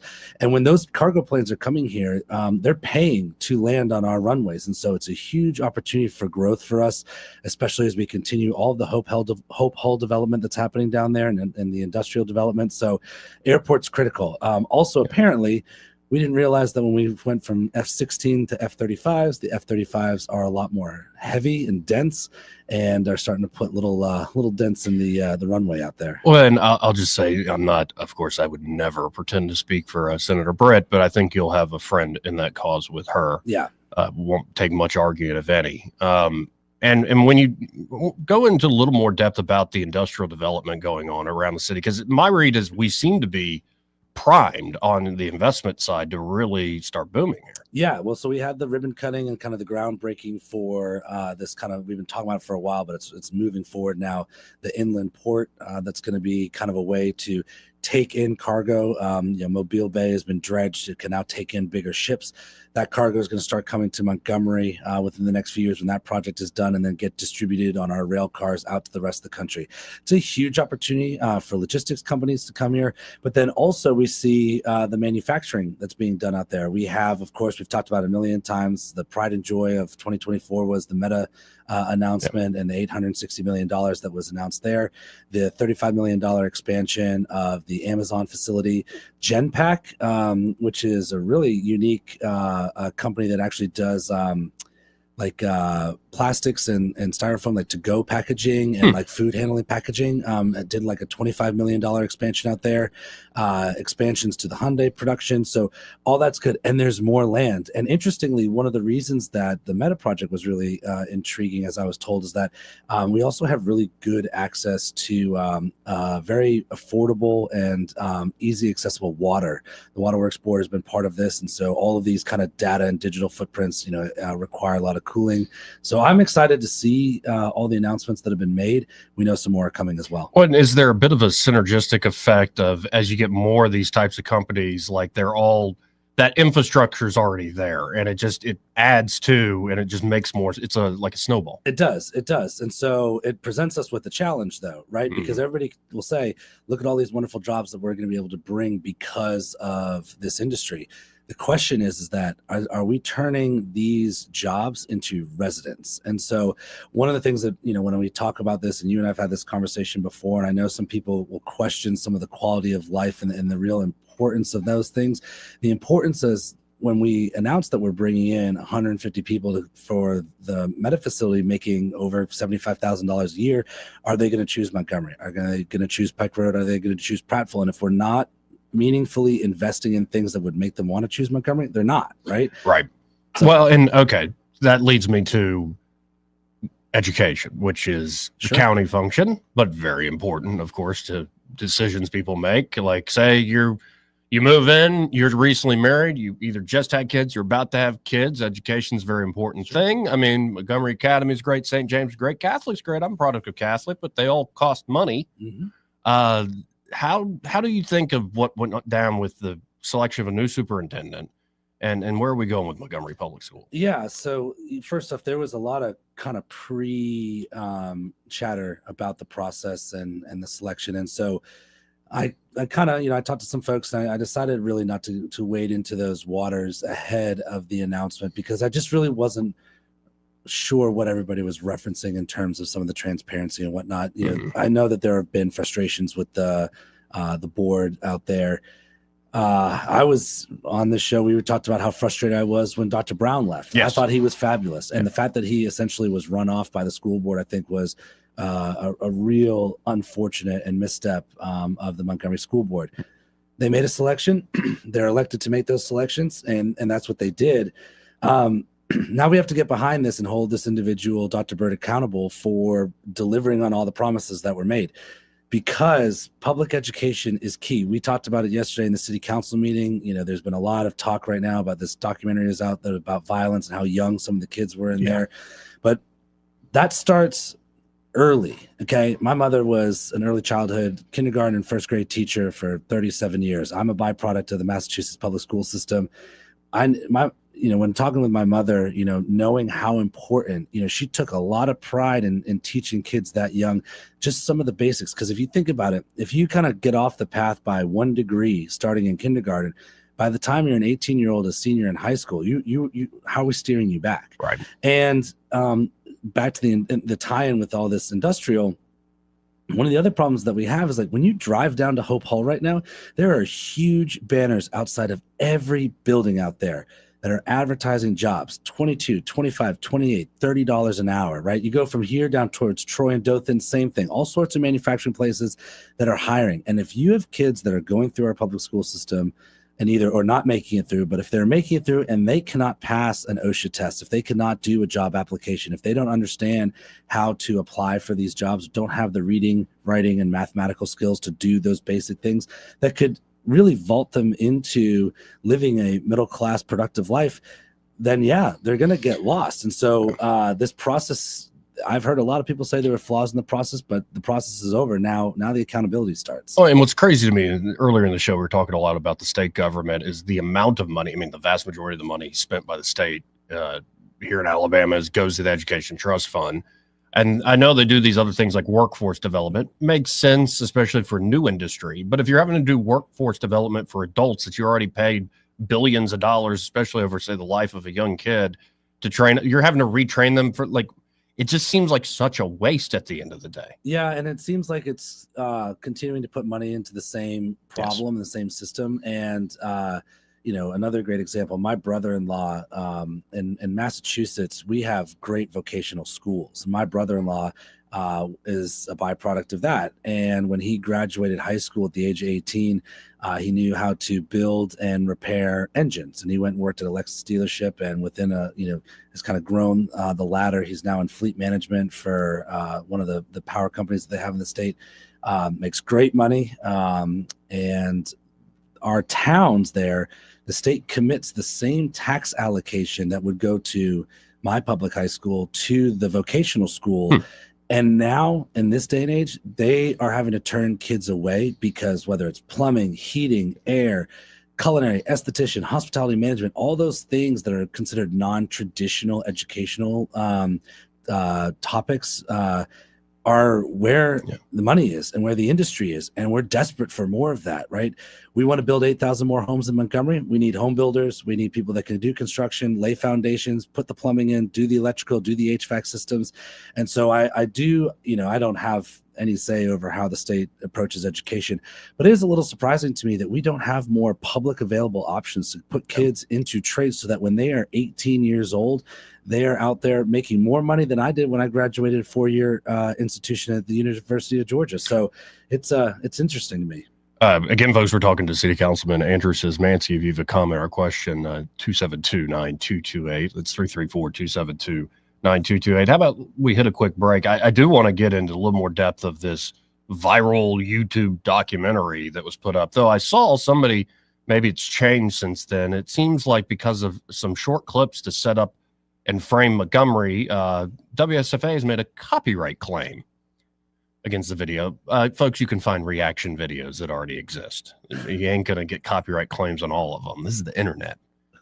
When I was in middle school, we're using Kazaa. You're not stopping us. You're not stopping us. We know what we're doing. But I definitely want to get into more detail with that. Real quick break. But first, this part of the program, in fact, the entire hour, brought to you by Alabama Home Mortgage. And they're at Alabama Home Mortgage. Kim Williams and Madeline Cannon are ready to help you with purchasing a home. Could be your first time. Well, you want to go with folks that are trusted and walk with you every step of the way from pre-approval to closing day. Or it could be you've done this before, but you did one of those internet companies or a big bank or something, and you realize after the fact, I don't think I got the best possible deal. You're not going to have that issue with Alabama Home Mortgage. And of course, they can also help you with refinancing. Say you want to get credit card debt off your back, or it could be you're hitting retirement age, want to reduce that monthly overhead. Could be you want to reinvest in yourself, your property, your family, whatever your goals, they can help you there. And especially if you're a veteran, they know the latest with the VA home loan programs. It is the best game in town. If you're a veteran, not taking advantage of these benefits, you're leaving money on the table. So call up Kim and Madeline today at Alabama Home Mortgage, 567-4223. That's 567-4223. Or you can always apply online at myalabamahomemortgage.com. There is a difference in mortgage companies. Like Kim and Madeline prove that to you today. NMLS number 1586368, an equal housing lender. He may not know whether he's coming or going, but whether you're going to work or coming home, Greg Budell is there. Mornings, 6 till 9, and afternoons, 3 till 6. Only on News Talk 93.1 FM, WACV. Adams Drugs has been committed to the health care of the people of the River Region for over 62 years. We value the trust each customer has in our pharmacists, techs, and entire staff. If you have not experienced the difference of Adams Drugs and are not satisfied with the customer service that you get in the big box stores, we invite you to visit any of our locations and see how committed we are to your satisfaction. Adams Drugs offers a variety of services that you will not find in all pharmacies in the River Region. Personalized compounding, area-wide delivery, wellness screenings, immunizations, medication consultations, and specialized packaging, just to name a few. Visit us at our website, adamsdrugs.net, and find the location nearest you. Adams Drugs has 12 convenient locations to serve you. Your satisfaction is our number one goal. Adams Drugs is your local Health Mart pharmacy. Health Mart, taking the time to listen and care. The Tierce family has been your local Roto-Rooter service since 1964. Drain cleaning, plumbing repair, and those troublesome septic tanks, no problem. Technology has changed a bit in the last 54 years. Video inspections of lines to locate problems is available, as well as scheduling your appointment online. River Region residents have trusted Roto-Rooter for over half a century. You can too. Call today at 272-7130 or visit online at rotorooteralabama.com. Call Roto-Rooter, that's the name, and away go troubles down the drain. Roto-Rooter. Are you tired of the mainstream media's biased reporting? Do you want to stay informed on the news that really matters to you? Look no further than 1819 News. At 1819 News, we bring you the latest in Alabama news, politics, sports, culture, and more. We've assembled a team of journalists with Alabama values dedicated to the truth and the truth alone. Visit us at 1819news.com today. That's 1819news.com. Subscribe to our newsletter. Honest News, Alabama Values. Hi, this is Carl Schmidt, naturopath and owner of the Herb Shop. Listen every Saturday to Winning Wellness and learn from experts in different fields of science and technology how nutritional supplements can help you. Listen to Winning Wellness every Saturday at 10 a.m. This hour of news and views is brought to you by our good friends at Alabama Home Mortgage. Alabama Home Mortgage, 567-4223. Visit them on the web at myalabamahomemortgage.com. NMLS number 1586368, an equal housing lender. Alabama weather will never fail to surprise you. Our lawns hardly get a chance to have any downtime. And as usual, it's already time to start getting ready for spring. This year, save the hard work and aggravation and call Alabama Lawns, the River Region's leader in weed control and fertilization services. What makes Alabama Lawns the River Region's best? It's the people. They have the experience, education, and commitment to customer satisfaction. Ask your neighbors. Alabama Lawns has been the Montgomery Advertiser's Reader's Choice Award winner 13 years in a row. The Alabama Lawn staff is made up of long-term employees and agronomy graduates, and the staff at Alabama Lawns attend annual continuing education classes. It pays to have someone that knows southern grass types and how to keep them green and flourishing. Call Alabama Lawns today at 272-7171 and let them show you real value in a lawn maintenance service. Alabama Lawns, the company with black trucks and green lawns. 272-7171. This is your roving reporter, and today I am talking with an elk. Hey, man. Mr. Elk, I was just wondering, what do elk do to take care of their money? Well, like most smart folks, we call David Ernest. You mean Alabama's most favorite asset preservationist? That's him, man. We call him up at 334-279-7431 or 205-479-0839. I see. Yes, he is our preferred money man. The money man with the money plan. You've been paying attention. Well, could you give us those numbers one more time? 334-279-7431 or 205-479-0839. And I just want to try to give you a heads up, man. Oh, what's that? I'm not an elk. Not an elk, huh? Well, then, pray tell, what are you? Knights of Columbus. I am not even going to make a comment. Well, the baby liked it. The Montgomery Biscuits are proud to honor our military. Every Wednesday at Riverwalk Stadium, on behalf of the Biscuits, active, veteran, and retired military personnel with military ID receive admission, food, and drink discounts throughout the ballpark. Also, fans can stop by the Club Car Bar to get $5 craft beer drafts. Thank you to our military and first responders for all that you do.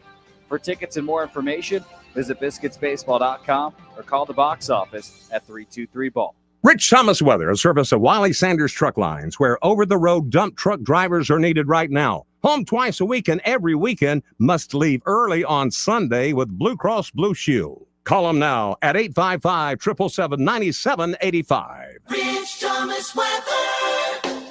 We are enjoying a nice extended string of storm-free days through Easter weekend. Today, sunshine, comfortable, high 74. Clear skies, but still rather chilly tonight. Jacket weather, overnight low temperature down to about 48. Tomorrow, the warm-up continues with a high in the lower 80s on Thursday, mid to upper 80s on Good Friday. Lots of sunshine both days. On Saturday, a sun and cloud mix, high 87. And on Easter Sunday, still storm-free and dry. I've got us mostly cloudy with a high around 86.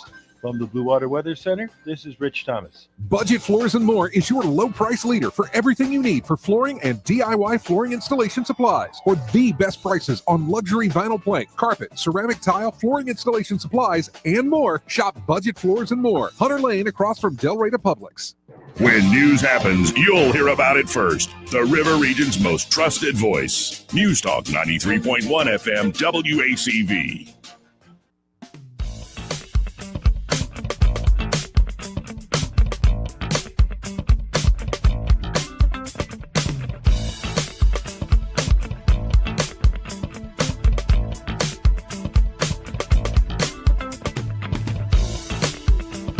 Joey Clark. Welcome back. 272-9228. We've got a few folks lined up here. Before we go to the calls, I just want to double down on this video that's been making the rounds. To me, it put a lot of, as I was telling you off air, put a lot of meat on the bone of, like, when you see, say, homicides flare up after 2020. No, they have come down from last year. Mm-hmm.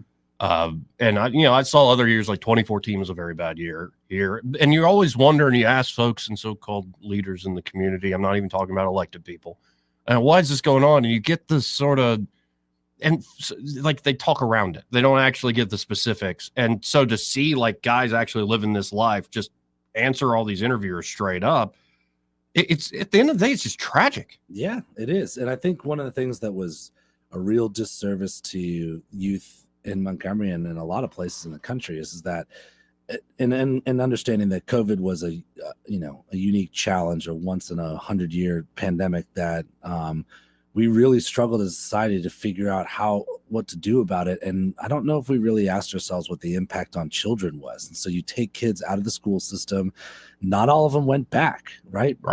You had, you have an environment where, to the best of my knowledge, truancy is not enforced, at least the way that I understood truancy being enforced when I was a kid. I mean, when I was growing up in Northeast Massachusetts, I mean, if you missed a day of school and you got caught missing a day of school for skipping, it was a huge ordeal. And I'm always surprised at how many, and it's not just teenagers, like the amount of young children that I see not in school. What are we doing about that? And that's really where the community-wide investment comes into, whether, look, you can have your opinions about school systems, public education, whatever, but like there are children in our city that, need to have systems in place to help them thrive and succeed somehow. And we can't ignore that problem. Right. And I know that there are some groups that try and get involved, but we're almost like we're getting involved at the point at which violence is already happening, right? And we have to start that process and investment much, much earlier. And I think it's twofold. I think what you just said, it's always better to intervene earlier so somebody doesn't go on that path in the first place. But I truly believe, I've written about it, I'll say it till I'm blue in the face, whether you're talking, say, Booz Allen getting 93% of the revenue from the federal government and some awful people doing white collar awful things, or a guy who's, gangbanging on the streets. There's some people who are just no damn good, and they've chosen that life, and they know what they're doing. And so it needs to be twofold. It needs to be reaching people early so they never even begin down that road. But then you need force levels. You need a response. Some of this isn't just police. Some of this is also the court system, how we do that here in Alabama. But it's got to be both, or else this will continue. It really does. And I actually thought last night Councilor Johnson made a good point when she said it's not just the students that we have to be worried about. We also have to be investing in parents as well. And, finding ways to make sure that, people, no matter what your walk of life is here in the city of Montgomery, that we're all contributing in some way, shape, or form, and all trying to help lift all different aspects of our community.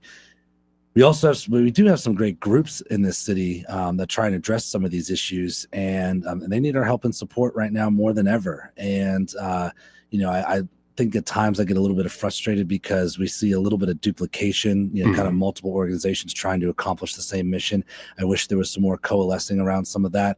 And I think we have to, stop the silo so much when it comes to whether it be city government, county government, chamber, school boards, all that kind of stuff, city council. Like, there are some things that we can all kind of unite on, and making sure that we're empowering kids at the earliest age is pretty straightforward to me. Let's go to the phones, talk to Urbanite. Hey, Urbanite. Yeah, hi, council person. Hello, how are you? Yeah. It's good to hear from you again. Hey, this is a three-parter. Oh gosh. Three-part show. You are going to plan to do an update on Fairview for us, right? I'd be happy to. Okay, and then you mentioned 8,000 homes as part of a plan. Mm-hmm. Do you feel that the old concept of the rooftop, which was the nuclear family, do you feel Montgomery's broken out of that, and maybe you just need to get people here to do the job from outside instead of worrying about the locals?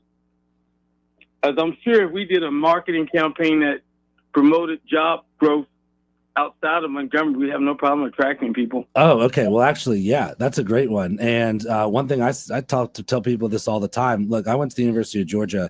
Most of my friends from college ended up in the Atlanta area, which is kind of laughable at this point because none of them can afford to live in the kind of inner part of Atlanta, like what we would call inside the perimeter. And there are people there that are working or living in that city that aren't working in a physical office space. And I wish that we were having huge marketing campaigns going to places like Atlanta and Nashville and Huntsville and Charlotte, where people are getting priced out of the market there that don't have to live in the city where they work. Montgomery would be a perfect place for people. We have the affordability, we have the opportunity and the connectivity between the 65-85 connection. We have the airport, which hopefully is going to continue to get better. So yeah, I think that's a great thing that we should all be saying, is that Montgomery is open for business and open for more residents to come here that are seeing themselves priced out of the cities they live in now. And here's the part two to that. And here's the old word from the 80s.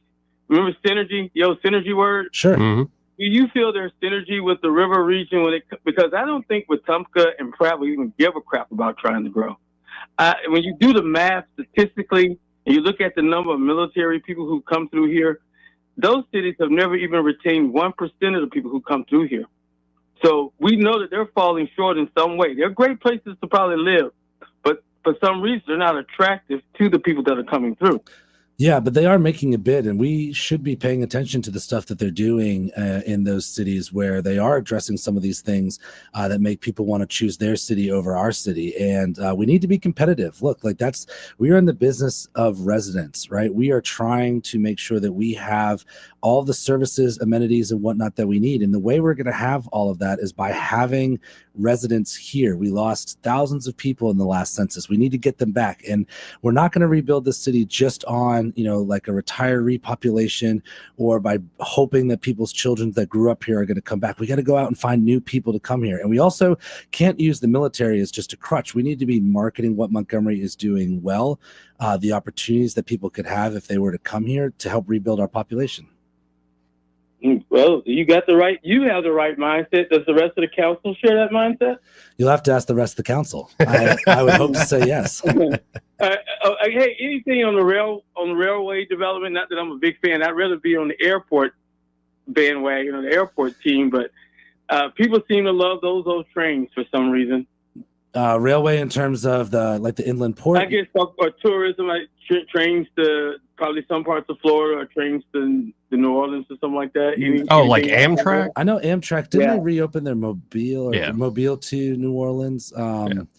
Yeah, I mean, trust me, So Montgomery's not going to get a piece of that action? I don't know. I've not been told that we're getting a piece of that action. Okay, so once again, we I think on paper we have the smallest metro area of all the large cities in Alabama, right? That seems probably I think that's right. Yeah, because I think it's like Huntsville, Birmingham, Huntsville, Mobile, then us, right? Something along those lines. But I've got a bunch of other calls here, but I've good questions. I'm sorry, I didn't mean to dominate. No Thank problem. you. Have a good one. Let's go to Cranky. Hey, Cranky. Hey, good afternoon, and good afternoon, councilman. Good afternoon. So far, you were the only councilman down there that doesn't blow smoke, and I appreciate that. I hope that it stays that way. I wasn't able to do my research on it. I just heard about it a little while ago, and I haven't been able to drill down and find out the brass tacks of it. But what reason did Alpha Insurance give for wanting to leave Montgomery? Well, the wanting to leave Montgomery, what we did on the council agenda last night was actually help with the relocation out to a new facility, an existing facility, but to help with upgrades and improvements to I think it's the old Colonial business development area off of Chantilly Road. Oh, okay. Yeah, so not about leaving. It's about and they're going to continue to stay the data center and all the kind of the cyber stuff that they have out there. I've not been out there myself, but the bunker stuff that they have out there, that's all staying off the Southern Boulevard. But then the administrative and kind of corporate side of it is going to move and expand as part of a large, in totality, about a $58 million expansion project that's going to be in that it's not that old, I guess, but that building that is now the Colonial something Towers. It's not that old, and neither is the building that they're in. My next question for you is, you gave that multi-billion-dollar corporation a subsidy. What other subsidies are you doing for smaller businesses that are faithful and trying to stay alive in Montgomery? What other small businesses? Is there a short list? 6, 8, 10? How many other businesses do you subsidize? Well, so a subsidy, this was more of an incentive package that was assisting, a continued investment into Alpha's business here in the city.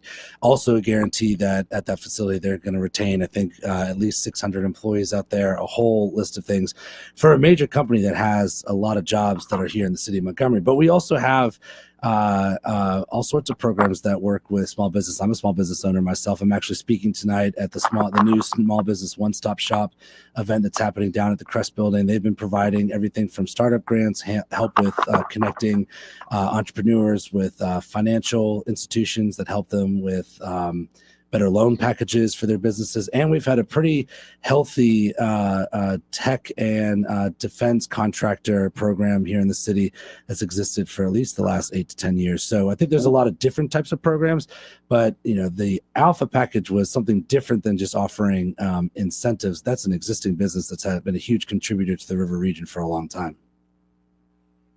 Well, I got no words. I was kind of hoping you could make that make sense to me, but it didn't transcend the telephone or the radio. So that's insane. You should have taken that money and invested it directly into the police department, because I know you weren't living here before when this happened, but the Alabama Baptist State Convention used to be in that same neighborhood next to Baptist South, right there at Narrow Lane Road and the Boulevard. Mm-hmm. And they left, and they moved to Prattville. And it wasn't because they didn't have the space in the location, in the facilities. It was a nice facility, and they had added on a new building. They left because of physical safety. And that's the reason Alpha employees were probably tired of getting their cars riddled with bullet holes. So I'm just shaking my head going, at least let's, call it what it was, but we're not going to get that response today.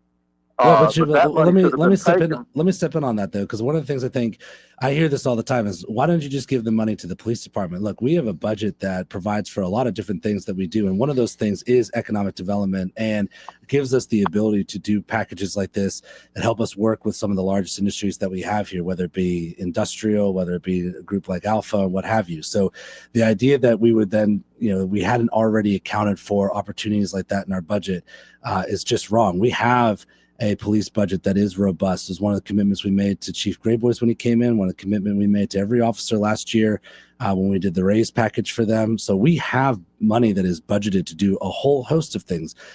Community centers. Sometimes people, we invest in community centers. We try and grow and develop our Parks and Rec profile. We want to do small business investments. We want to do all sorts of things. We just started a new housing department, trying to find ways to provide gap funding for developers that want to help us with our residential density programs in downtown Montgomery. So it's not like we would just say, well, instead of taking this money, we've already accounted for opportunities like this. It's just the council responding to a need of a large-scale employer that's here in the city of Montgomery. So basically, you gave millions of dollars to a multi-billion-dollar company that could have done this themselves. Just the same way that small towns incentivize Walmart to come in and build, so because they're going to get that big tax base. But I knew they'd get to you sooner or later. But it was a short honeymoon, but it was a good honeymoon. Well, thank you for taking the call, Joey. I appreciate it, Frankie. Living up to his name. Well, and also, the idea is you get that return, you get the return guarantees from Alpha. Yeah. So it's almost a wash in terms of the money. Well, I mean, and again, as I said, look, I've had people call and say, like, why do we do things like that? Well, that ensures that the business stays here, ensures the jobs stay here. There's a whole lot of things that go into that, and we have to incentivize people to pick Montgomery in that way. It's also a great demonstration of our commitment to the business community and to prospective businesses that are looking to come here. So it's all part of an ecosystem. And when we do our budgeting, we are accounting for things like this throughout the year. It's not like not everybody, sorry. Some people will say, why don't you just give it to this? Well, we don't just give it to this. We've already put that into our process of budgeting the city's money. How are we doing on recruitment for police? We're doing better. We've had one of the largest classes turnover that in the last 2 years. Chief Grayboy seems to be making a lot of progress. I was at roll call last week. We've been talking about our home loan program. That's been going really, really well. We've actually had multiple officers that have gone through that process and are purchasing homes here in the city of Montgomery. And what's been really cool about that, and talking with the Montgomery Area Association Realtors, the Home Builders Association, is now we're getting other businesses that are excited about the loan program. We had a company that does window treatments and blinds, and they said if anybody gets any officers that get a loan through this program, they will do window treatment and blinds at materials only, no labor costs, nothing, just to help us get more officers living into our city. The roll call that I was at last Thursday night, and plenty of questions, people that were interested. And knowing that about 80% of the city, can qualify for that is amazing. Renaissance Bank's been a great partner of us in this, and you and I, we talked about that when I was running to see it come to fruition. And now it's also getting, out into other industries. That they had a Department of Corrections officer call the bank and say, is this something that I can do? Yes, that's the answer. And so recruitment is on the up and up, and we're trying to be competitive in that as well. Let's go to Soldier Boy. Hey, Soldier Boy. How you doing? What's up, Soldier Boy? Hey, thanks for taking my call, guys. Always. Couple talking points. First one is, we talked about the money that we give. We seem to have no say-so on the county, the county education when they select who they want to, but yet we give them millions of dollars every year. We don't have a seat on that voting table? Yeah, the county board of education is their districts are representative of the Well, entire county. look at Trump. You saw what Trump did at Harvard. He said he's going to hold back that federal funds until they straighten their act up. Does the city give millions of dollars to this county the city gives system? millions of dollars. We have city residents do through our taxes, but That's what I mean. Yeah. Yeah. Oh, okay. Well, I remember a previous mayor said, "So goes education, so goes Montgomery." I know a lot of people that work at these so-called $25, $30 an hour jobs out there, and their question is, I've been told that they're going 40, 50 miles outside the town, so they're coming, working, getting their money, and going out and spending it someplace else. Sure. Yeah, that's what. That's. I mean, I don't like giving them incentives if you're not going to stay like the police officers. You're not going to stay in the town. You're not going to get any breaks. Well, if you get a really good deal on a home and you now own a home, that's a pretty good stake in the city. Yeah, and that's why some other Montgomery doesn't, but that's why some municipalities do have occupancy taxes. Councilman, right? Yes. Next question I want to ask. Next talking point is taxes. Okay, how is it that Wetumpka, Prattville have lower taxes and seem to have better equipment for their workers and more money and have no issues, and we have to have more? I mean, our gas, now we've got a gas tax. 3 cents we passed. Yes. And one of the reasons we had to do that was not only because of paving and equipment, but also to help with things like increasing the number of streetlights that we have here in the city. Look, things cost money. Things cost money. Oh, I understand things cost money, but maybe we need to be a little more, stringent when it comes to spending money. Well, that's so one of the things what I would take a look at, and we had a big presentation on this, and they've take a look at the city's open data portal. You can see how we're budgeting all the different allocations that we have. You can see where those things are going, what different departments, what their level of spending is. We get financial updates. Those are open to the public. If there's specific areas of the budget that you think that we need to reallocate from, but don't forget too, one of the things that we have is we also have personnel, right? It takes a lot more people and personnel to operate a city of 200,000, whereas Wetumpka has 7,000 residents, something like that, 8,000 residents. Okay. So, we have things, and right now the cost of stuff is just more, and it's been that way for a while. We talk about how much it costs to pave in this city now. And if I'd gone into the asphalt industry, I'd be doing real well. Councilman, my final question is, is the business license department of City of Montgomery. How is it we have so many people outside the city, businesses, come here, take money from our people, and they don't even have business licenses? Well, I don't know who you're referencing specifically, but I can make a list longer than my arm. I mean, I can go shopping right now, go to 6 different stores, and I guarantee they don't have a business license. 6 different. We're losing money. Well, I don't disagree with you that we might be losing money, but here's, the thing is that we have a revenue department that is working on a process of upgrading the business licensing. Business enforcement is something that I've been talking about a lot, right? I've got some businesses in my district that we've been calling in and having issues with. We're trying to get our handle on those. I don't know what stores you're referencing that are operating. Somebody told me you got no more than 4 or 5 people to go out in the field and check business licenses. Well, check them check to see if they exist, or a lot of the stuff they're not expired or they exist. Yeah, I don't know how many people we have in our revenue enforcement division, but the department itself does a lot of different things, including making contact. I know I've had a couple of smaller businesses that we've had questions on their business licensing on, and every time I've put those in to the people at revenue, they're going out and checking on them. I've had a couple that didn't have business license, had expired business license. We've updated some of those. It's a cat and mouse game, and it's not perfect. Okay. Right? Well, how about the lawn care guys that come into our town and cut grass? And not just lawn care. Yeah. You got builders, you got construction, and all that kind of stuff. So, it's something that we can definitely get better at for sure. I wouldn't disagree with you on Appreciate the call, Soldier Boy. Good Thank one. you. And appreciate your time. I'm kind of running out of time here for the hour and got to talk to Michael Cohen here in a second. But really do appreciate your time and being on here monthly on a regular basis. Like this is a good hour for me in the month. So. Well, and it's good for me too, because, try not to live in a vacuum. I like hearing a lot of different opinions and hearing from people. I think some people they'll come up to me afterwards like, man, you got a little beat up on Joey. And I'll say, no, this is great. This is an opportunity to hear from people that I don't regularly get to hear from. I appreciate and respect all the opinions and input that people have. And this has been a great thing. And it's fun, too, getting to talk about some of the stuff that we've been working on long-term, home loans, and talking about some of the economic development stuff that's happening here in the city of Montgomery. So if people are available tonight, I'll be at the Crest building for the Small Business One-Stop Shop, their small business mixer, talking about some of the exciting things that are happening in the food and hospitality industry. And, of course, you can connect to me on my socials and email me if you need something. Appreciate it, man. Thank you. We'll be right back. Want to carry News Talk in your pocket? Download the News Talk 93.1 app from the App Store.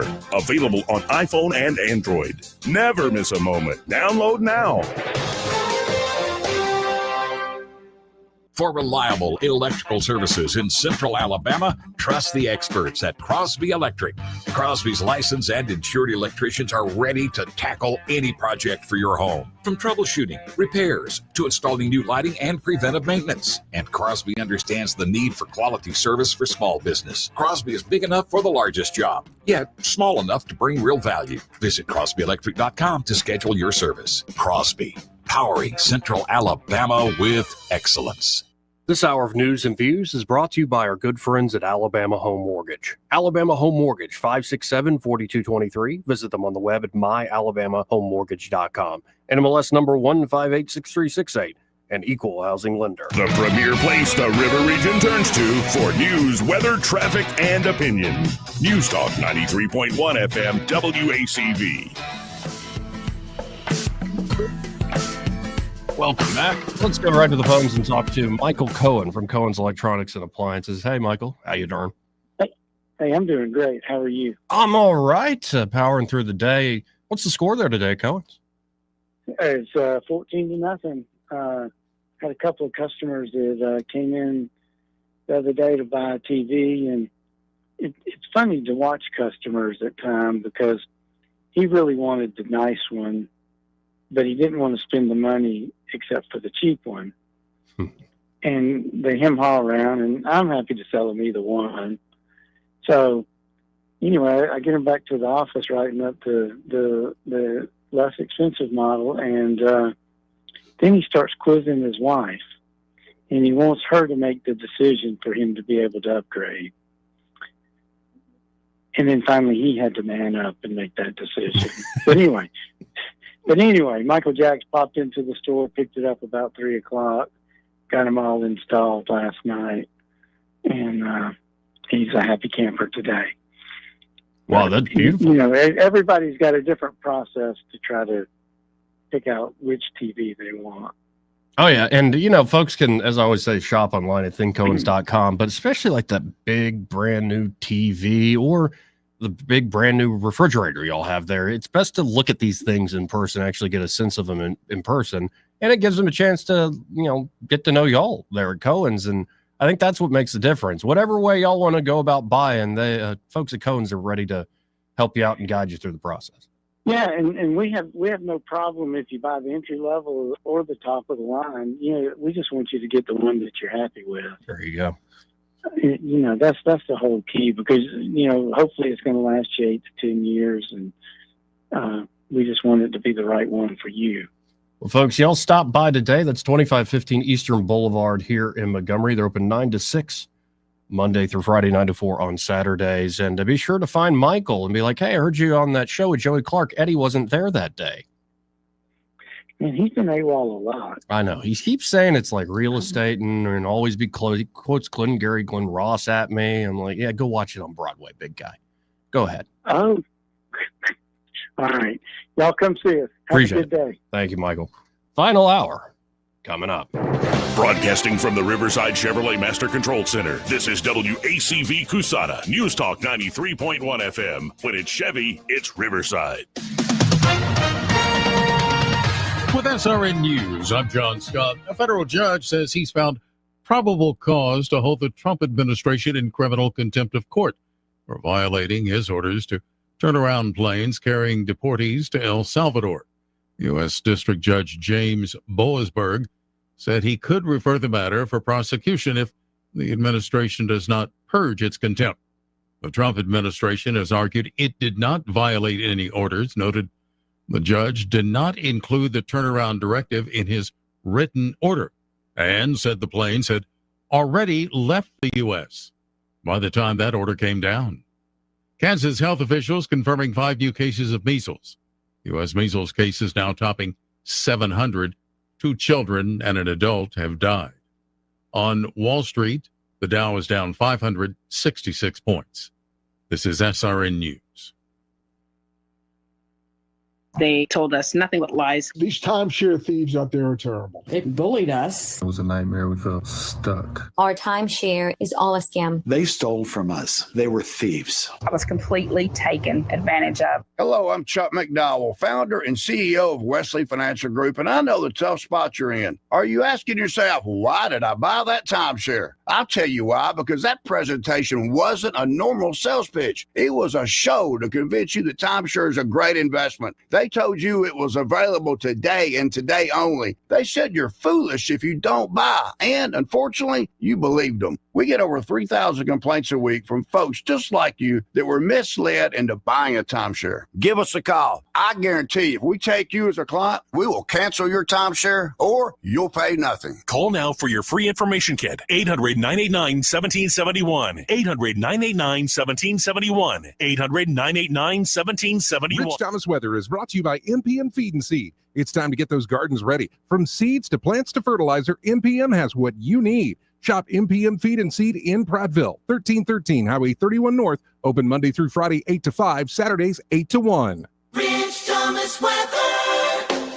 We are enjoying a nice extended string of storm-free days through Easter weekend. Today, sunshine, comfortable, high 74.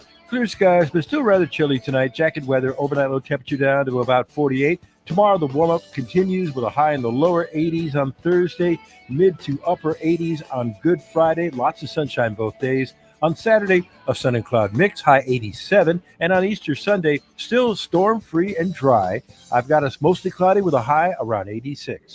From the Blue Water Weather Center, this is Rich Thomas. At CB&S Bank, we've been meeting the needs of our customers since 1906. Need help setting up new business goals? Our line of commercial loans can help you achieve them. Go to cbsbank.com to find a location near you. All loans subject to credit approval, member FDIC, and equal housing lender.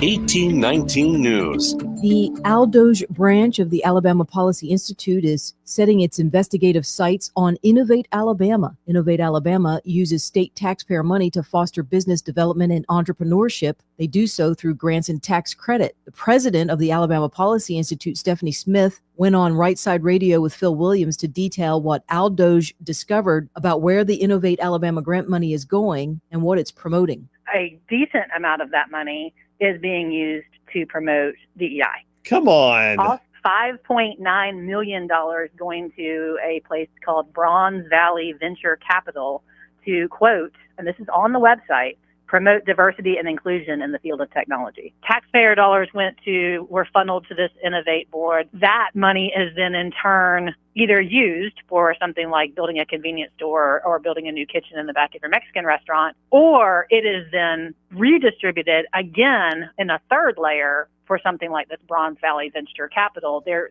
taking money off the top, but then they're also redistributing that to promote diversity and inclusion. I'll be back with more Alabama stories after this. Covenant Grocery Group seeks to directly support organizations and agencies that are fighting the global battle against human trafficking.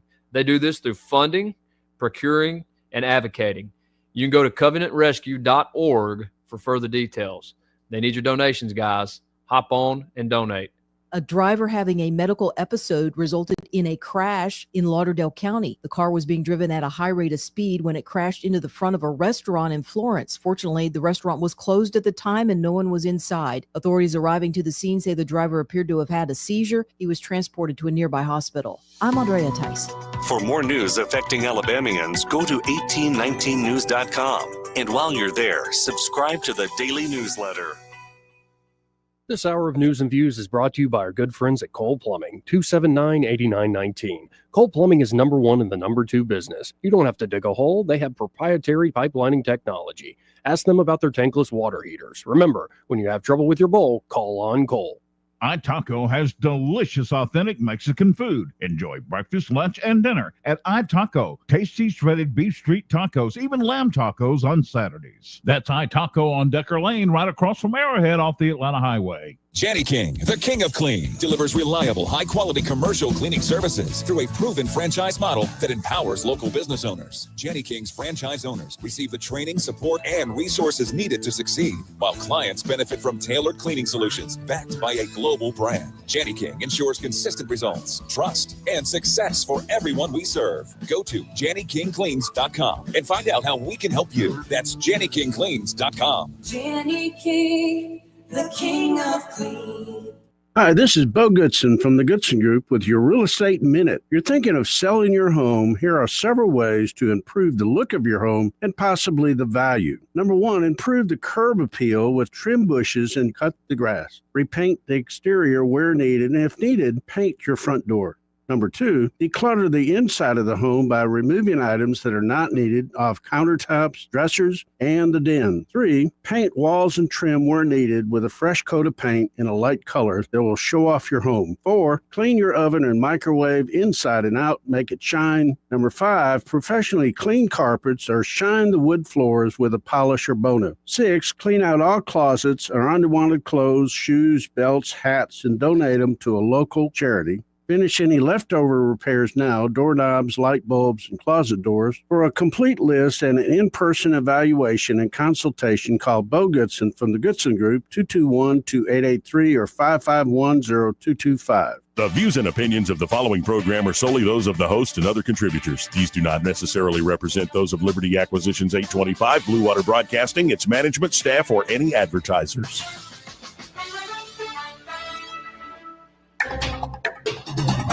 It's time for Montgomery's conversational radio show. It's news and views on News Talk 93.1 FM. To join the conversation, call 272-9228.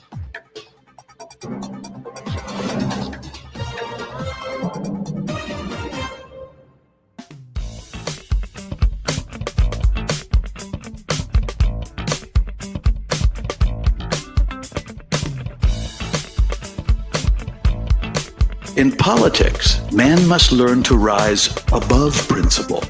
After damning politicians uphill and down dale for many years as rogues, vagabonds, frauds, and scoundrels, I sometimes suspected, like everyone else, I often expect too much of them. Joey Clark. You know, if you lower your expectations of all these politicians, you might find that sometimes they surprise you. Now, if you expect them to, agree with you 100%, I think you're setting yourself up for disappointment. So there's going to be things that Trump does that I'm like, well, it's probably not how I would do the thing. I mean, and who am I? Honestly, at the end of the day, I'm just a jackass on local radio. But if you kind of lower your expectations, just ride with it, man. Just go with it. You might find sometimes these folks surprise you. One guy that continues to surprise me in a great way is Vice President J.D. Vance. Now, we have seen this back and forth about this one particular guy that the media calls Maryland Man, others saying MS-13 gang member. You actually have Senator Van Hollen going to El Salvador to rescue Maryland Man, who is an El Salvador national. I believe also Jack Posobiec found earlier today that this guy's wife had a restraining order or something like that put out against him. It's absolutely crazy. And you get all these court rulings like, well, you have to go through due process. In fact, we've heard that from Judge Napolitano. You have to go through due process. But how many people were let in? How quickly was the process of bringing all these people into the country? So we're going to have a governor on getting people out, but we got a fast track to let people in. We got a valve only heading one way. And it doesn't have to be that way.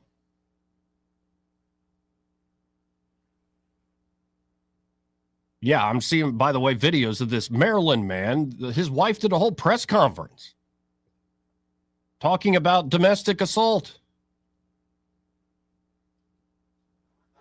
When this guy was initially arrested, he was found with rolls of cash and drugs. He was arrested with 2 other members of MS-13. 2 judges found he was a member of MS-13.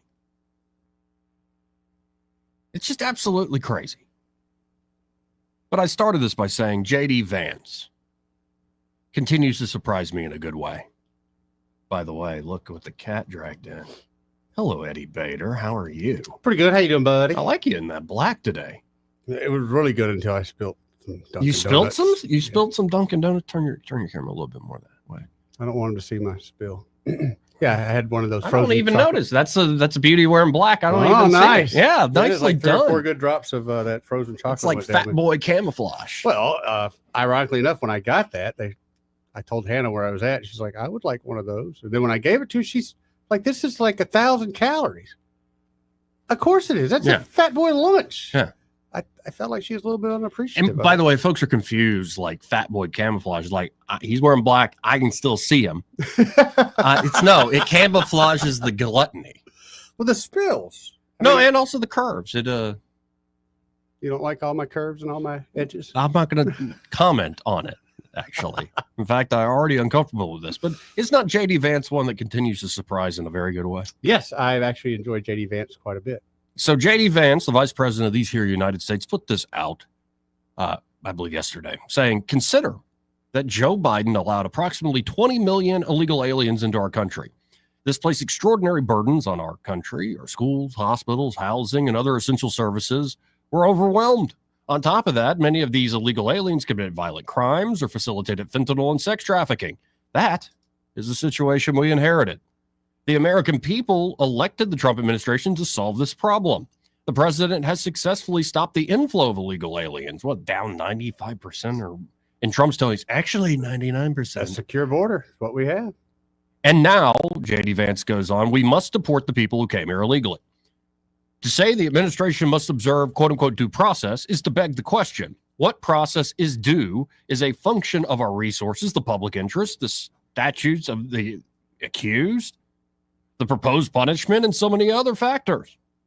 To put it in concrete terms, imposing the death penalty on an American citizen requires more legal process than deporting an illegal alien to their country of origin.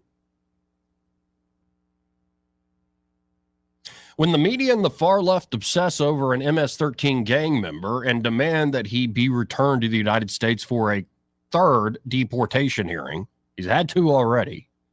What they're really saying is they want the vast majority of illegal aliens to stay here permanently. Here's a useful test, asked the vice president. Ask the people weeping over the lack of due process what precisely they propose for dealing with Biden's millions and millions of illegals. And with reasonable resources and administrative judge constraint, does their solution allow us to deport at least a few million people per year? If the answer is no, they've given their game away. They don't want border security. They don't want us to deport the people who've come into our country illegally. They want to accomplish through fake legal process what they failed to accomplish politically. The ratification of Biden's illegal migrant invasion. President Trump and I, writes J.D. Vance, will not stand for it. Hear. Guy continues to surprise me in a good way. I got a question, though. As far as due process, isn't that just for Americans? I mean, didn't we learn, at least I thought I learned during TikTok, the Supreme Court said these things only apply to American companies. These rights only apply to Americans. Well, it depends on what you're talking about. This recent ruling did say you have to provide some process in the place where they're actually being held. So it may not be the same level of due process we have if you're accused of murder or something. All right. But you say you ground some folks up, you put them in a processing facility in Texas. Mm-hmm. You do need a judge in Texas to go, okay, who's this guy that you have in front of us and how are we getting them out? Well, now, there is a question about the folks that have been labeled foreign terrorist groups. So the gang member. And some of them are pretty obvious. Yeah. But it is an amazing trick. It's like the American people overwhelmingly, this was like one of the biggest issues Trump constantly talked about the American people reacted to it. I mean, they tried this whole canard that, well, we need bipartisan legislation. Remember That's James? a lie. Oh, that was remember a big James lie. Langford working with them? Yeah, that's all. I'm like, what are you doing? Like, what is Mitch McConnell? Has he got your testes in a bottle somewhere? It's all just a big lie. But when we talk about the due process, and I know some Americans were killed via drone attacks. Did they get due process? Right. So I don't want to hear it. You're telling me that you were willing to give rights to a non-American that you were not willing to give to an American. So no. And of course, having the president of El Salvador all tied up in this. El Salvador. I like him. I miss you already. Well, that means, according to some of the folks who are, watchers of human rights, you support a dictator. Okay. Yeah. Yeah, I know. At this point, it's like, okay, you can do your moral like indignation. You can say, if we just followed what I did. Really, what El Salvador needed in the midst of being the murder capital of the world? They needed a higher minimum wage. They needed health care for all. They needed better public schools. That's what they needed. They needed all that stuff. They needed a better due process system. Or maybe when your country is run by gangs and people can't even go out on the street without fear for their life, especially fear for their children's lives, maybe you have to be the biggest, baddest gang on the block and deal with it swiftly and harshly. And once you have order, you can consider human rights. At the end of the day, did he not lock up the bad people, which was a small percentage? And now the good people actually enjoy freedom. What if he wasn't supposed to do that? What was he supposed to do? But what if one of those bad people was actually one of the good people, and it's just one is living in now some hell? Well, then we have a due process. And if they failed to get recognized during that due process, I'm sorry. But like people told me my whole life, life ain't fair, Joey. Oh, and again, I point back to the CNN interview with a guy who was wrongfully detained. Oh, good point. He had this particular tattoo. They thought, you're a gang member. He's held wrongfully for 7 months. The government admits it, lets him out. And it's a horrible, he got an infection in his leg. It's all atrophied to hell. He wasn't able to see his kids, his family, like pretty awful. Like, I'm not a gang member and you're treating me like one. Mm-hmm. They then ask him, well, so you went out through all that. What do you think of the regime? And he's like, I love them. Cleaned up his country. Well, you don't know what it was like before. And in fact, here's Biculi kind of making the point in his own way. Listen to this. What about the human right for women not to be raped? I mean, what about the human right of kids to play or to be free or to go to the park? And what about the human right to live, or the human right to walk in the street, right? But no, they were worried about the human rights of the killers. What about the human right for women not to be raped? That right there seems to be part of the problem we're going through. It's like and I get it. Like you want to defend even the devil himself, because if you cut down all the laws, what's going to stop the devil from getting you? I get the basic principle, but there's also some damn common sense to this. Yeah, I hate to bring it up, but the whole Israel-Palestinian debate, I finally saw a breakthrough, and it made a lot of sense to me. Dave Smith was on Piers Morgan, and in the initial debate, Dave Smith's wiping the floor with some guys like, well, you don't understand the law of war. And Dave Smith's like, my basic point is you don't understand like basic human morality and logic. Yeah. Is it not intentionally killing civilians when you drop a bomb on a place knowing the civilians are there? Oh, but we did the pamphlets. Oh, I get it. Right. It's war, but just on a basic human level, is that not intentionally killing people? This is not awful. I think Dave makes a damn good point. Eric Weinstein then comes on. And he looked at this and he said, Dave, I agree with your disgust. And now these days, thank God my Twitter feed isn't full of it, because I don't want to see it. You can find horrifying images coming out from these war zones every day. Yeah. Stuff that will degrade and chip away at your soul. But to whom is your disgust directed? Very clearly, Hamas should be the one receiving your disgust and your disdain.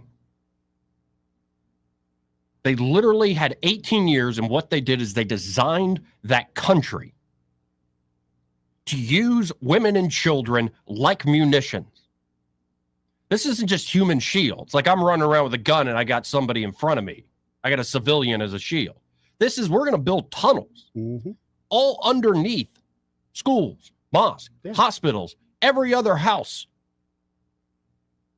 And we're purposely going to use them to win the hybrid war, to win the PR war. And damn it, Israel is playing right into their hands. But what else is Israel going to do? Right. And what's crazy, and Weinstein made this point, the guy they killed, Sinwar, the head of Hamas, evil genius, he's still winning beyond the grave. Oh, yeah. So what are you going to do, though?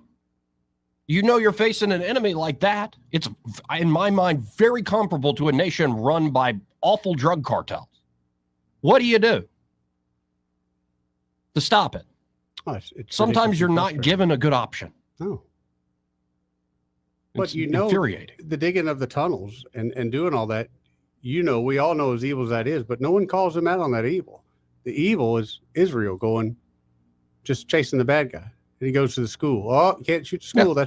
That's a And I have no doubt, like in every war, you start giving a bunch of young people weapons, they don't always use it correctly. That's war. That's why it should never really happen, though it does. Every war is like that.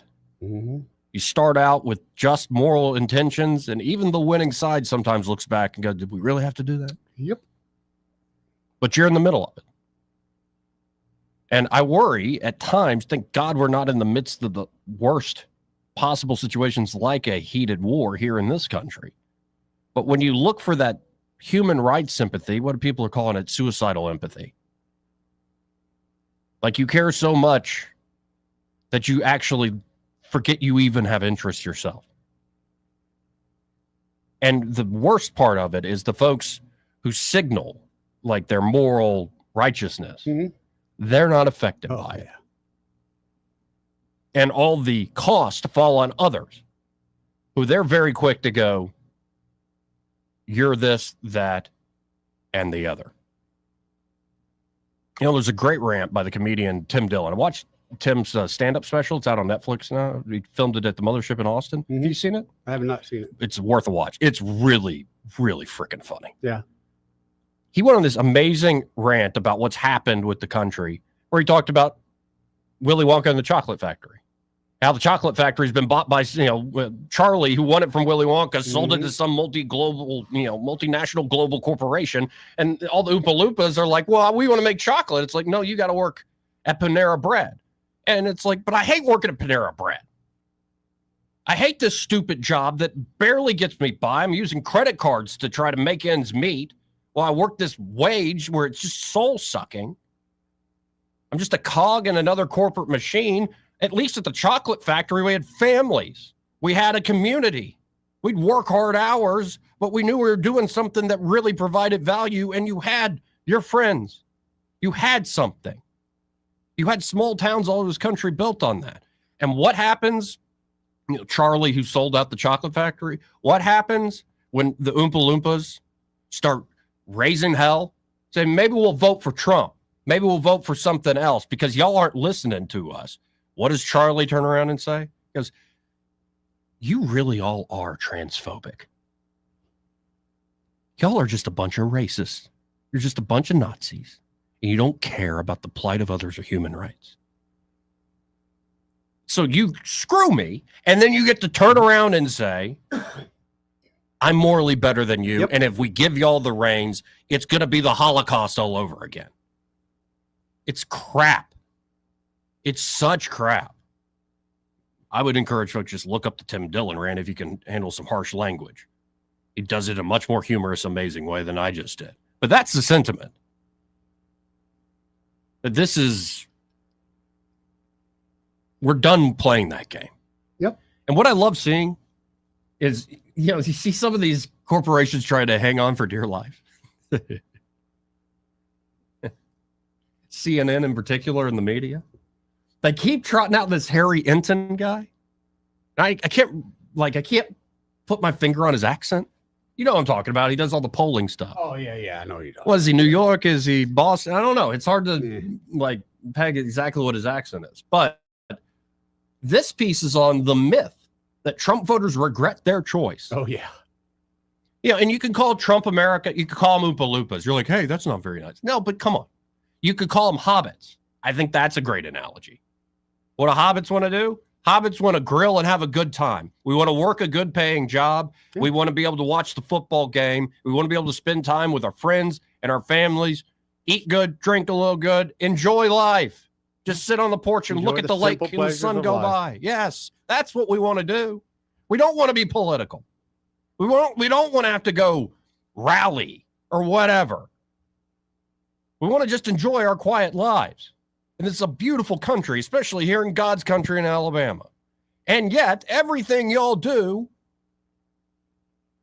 is that y'all definitely do, that you're to blame for, you blame on us. But the reason we have these problems, we can't just enjoy the simple life now, is because we don't have the right psychology or something, or we don't share your moral sense. It's nonsense. Always has been. And so Trump voters at this point, no, they're not saying we regret anything at all.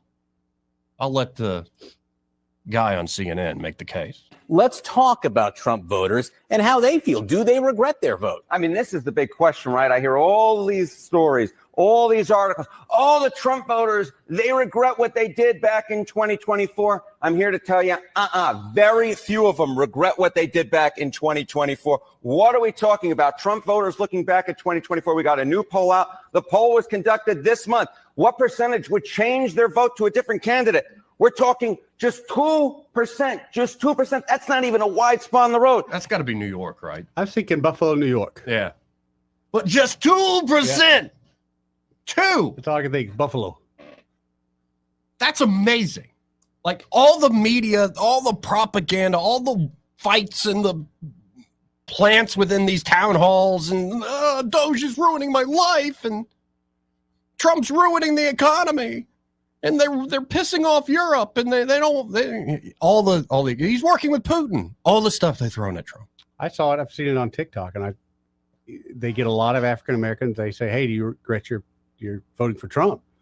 And it became a trend of them starting going, "Let me tell you why I regret my vote for Trump," and they just start laughing. And they say, "I don't regret voting. Are you kidding me?" Yeah. So I thought the same thing. From all the pressure that I see in the media, there must be a small percentage of people out there. I didn't know it was that small. Well, let's keep going with this. A few of them regret what they did back in 2024. What are we talking about? Trump voters looking back at 2024. We got a new poll out. The poll was conducted this month. What percentage would change their vote to a different candidate? We're talking just 2%, just 2%. That's not even a wide spot on the road. And then there's this additional 1% who say they would rather not vote. Wow. We're talking overall under 5% might or would have changed their vote, Donald Trump voters back in 2024.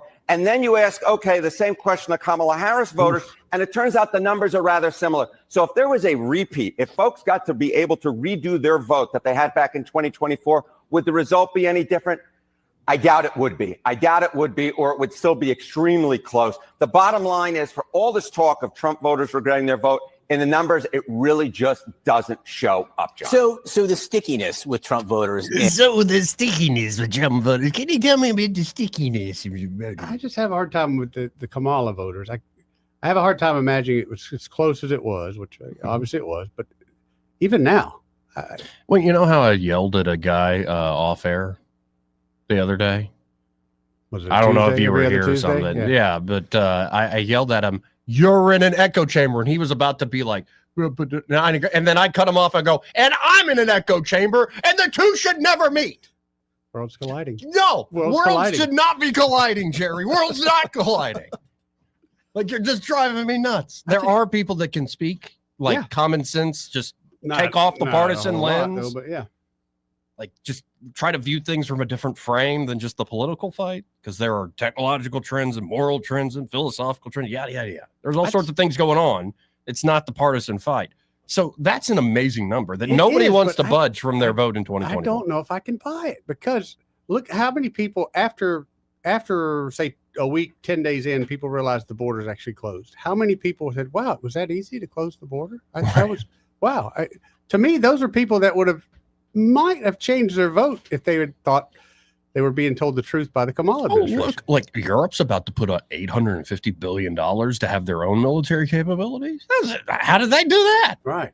Well, it's because J.D. Vance was just so rude. This is the death of the Atlantic Alliance and all this, whatever. Was he rude to him, or was it a wake-up call? No, he was very politely telling them the truth. Yeah. To wake the hell up. And some of their own people are saying that. Yes. So they're just not listening to their own people. And it really is crazy. Like, y'all get to let 20 million people into the frickin' country, and a guy who is a member of a gang, you're going to go to bat. You've got senators, Democratic senators going to El Salvador. Yes. You think McCulley's going to listen to? This is the part that kills me, though, Joey. We killed Americans with the drones. They got no due process. But your Democrats are willing to go to El Salvador to represent someone that came into this country illegally, broke enough laws to the point of the majority of the people in this country know his story, want him gone. That should tell you right there. They don't represent you, American. They represent who they think they can get a future vote from. Yeah. And if that's what you want, then wow, I feel sorry for you, but this is not the place for you here. Well, after all that belly aching on my part, I'm a little hungry. Yeah. Wish I could just teleport over to Smokehouse Pit Barbecue right now. Get a big old, did I have the big one? Big old barbecue sandwich? I'd get the baked potato. Oh, load it with like brisket or pulled pork? With pulled pork on there, with some cheese, probably some chives on top, probably a little bit of sour cream, and then some hot sauce. Can I do a lot of sour cream? Yeah, some people got to have that. Yeah, especially if you go do that hot sauce, you got to have that counter. Yeah, it's a nice balance, man.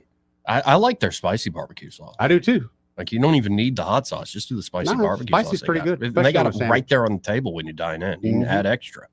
Or maybe you can get some loaded mac and cheese. I love their mac and cheese. Or just maybe you're a rib guy. You want that big old spare rib. Just yeah. Don't make that sound when you do that, especially if you're on a date. Don't go nom, nom, nom. Right. That's I don't know why I just made that sound, but just don't do that. Not creepy at all.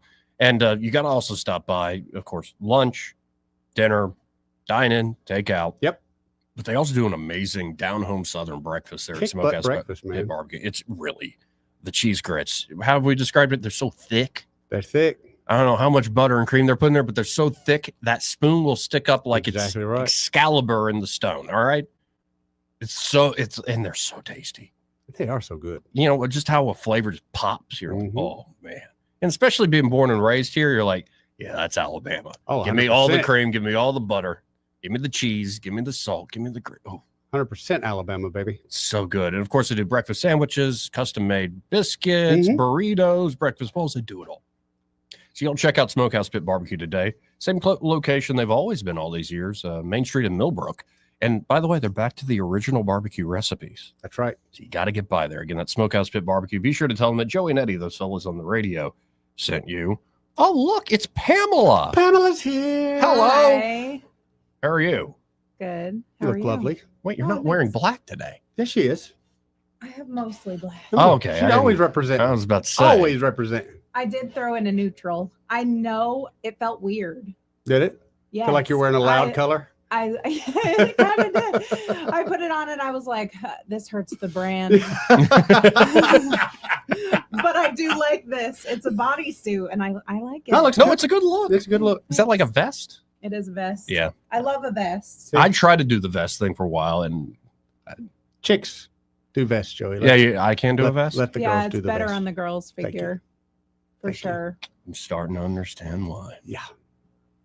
No, I mean, I think a vest plays if you match it correctly. Yeah, with a suit. No, with the suit, you don't like Dale Jackson, the guy that does radio up there. He's always got the button up with the vest look. You don't like that? Not for me, but hey, for others, so be it. Do you ever wear a suit and tie? Yes, funerals, weddings. I like a 3-piece suit. It's got to have a vest. I don't know if mine's got the vest. I like. Well, last time I wore a 3-piece, it was at that Abbey Awards thing. There you go. And I was looking pregnant. I didn't think so. I thought you looked pretty good. Nah. I shared some pictures with Hannah today, as you saw. I looked back and I was like, ooh. Hannah thinks you look like a Jonas brother. What? A Jonas Are there brother? pictures She of sent a this? picture back, but That's yeah, funny. she was pretty much nailed it. Looked like a Yeah. Jonas brother back in the day. When I was in high school, when I had no facial hair, excuse me for saying it that way. Yeah. But when I was in high school, I just, baby face. Yeah. A lot of folks are like Tom DeLonge from Blink-182. Oh, I can see that a little bit. Yeah. I'm like, actually, I think that it's the little beady eyes. Also, the guy from the Gemstones. I can't think of the young guy from the Gemstones. The young guy from the Yeah, Gemstones. kind of looks like the Blink-182 guy too. Mhm. No, I'll get his name in a second. I'm sorry, I'm hooked on the Gemstones. I mean, there are times in life where Did you want to you be see the all those main TikToks? character. I don't. I don't want to be the main character. No, but then there are other times you watch Eastbound and Down, and you're like, I'm happy being Stevie. Oh, I love some Stevie. Adam Excellent. Devine. Adam, oh yeah. Oh God, I can see that too. Hilarious. Yes. I can see that too. Yeah. Especially when you a while back when you cut off your short hair and you Yeah. baby face it totally. Yeah. Yeah. I think it's a Those were good times. spitting image. Anyway, let's hit a break. We'll be right back after this. He may not know whether he's coming or going, but whether you're going to work or coming home, Greg Budell is there. Mornings 6 till 9 and afternoons 3 till 6. Only on News Talk 93.1 FM WACV. Hello, I'm Mr. Ben. If your vehicle has seen better days, fear not. Help is on the way. Mr. Ben's Auto Spa Express has added a professional detail shop. Specialized techniques and products are used to get your vehicle back to showroom shape. Hand washing, waxing, stain removal, odor removal, shampooing, minor scratch removal, and more. Mr. Ben's Auto Spa Express, next to Fraser Church on the Atlanta Highway. Come by for a free estimate. Look like you've been to Mr. Ben's. For too long, Alabama's statewide news companies have shamed us for our conservative Christian values. Alabama deserves a news company that cherishes our culture, a company that isn't bought and paid for by the powers that be. 1819 News is that company.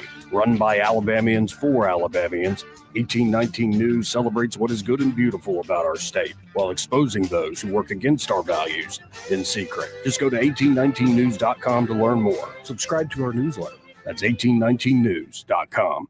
It's officially festival season. Looking for a weekend full of entertainment that the whole family can enjoy? Join us in historic downtown Prattville at Pratt Park for Prattville City Fest. Friday, May 2nd begins with the opening ceremonies at 5:30. Enjoy a concert performance featuring the Rock Mob at 6. And then Saturday from 9 until 4, come back for a day of arts and crafts, food, entertainment, and kids activities. Admission is free. The Prattville City Fest at Pratt Park in downtown Prattville. Friday and Saturday, May 2nd and 3rd. Visit PrattvilleCityFest.com for more information. This hour of News and Views is brought to you by our good friends at Cole Plumbing, 279-8919. Cole Plumbing is number one in the number two business. You don't have to dig a hole. They have proprietary pipelining technology. Ask them about their tankless water heaters. Remember, when you have trouble with your bowl, call on Cole.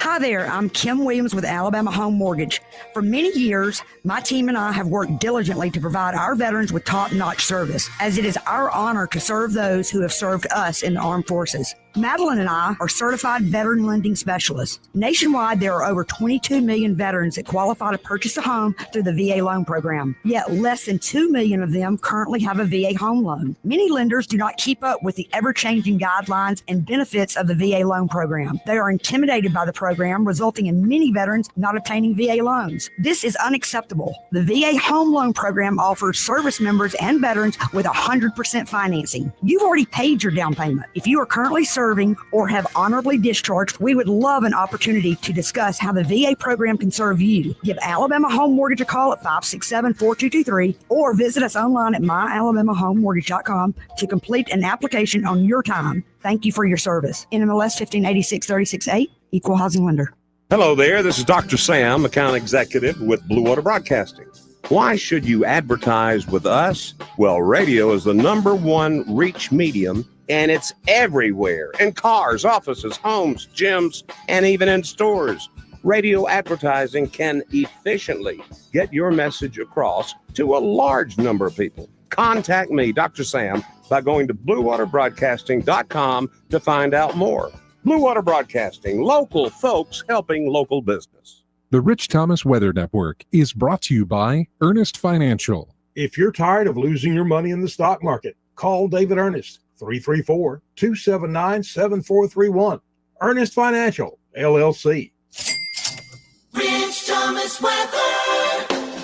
Well, hi, everybody. Our quiet storm-free pattern rolls on. Tonight, mostly clear, still on the cool side. Overnight low temperature down to about 48. Tomorrow, the warm-up continues with a high temperature in the lower 80s for Thursday, mid to upper 80s on Good Friday. Plenty of sunshine both days. A sun and cloud mix Saturday with a high around 87. And on Easter Sunday, still storm-free and dry with a high temperature up to about 86. And I think will be mostly cloudy. From the Blue Water Weather Center, this is Rich Thomas. Trustworthy, accurate, immediate. Carrying your voice across the river region. News Talk 93.1 FM WACV.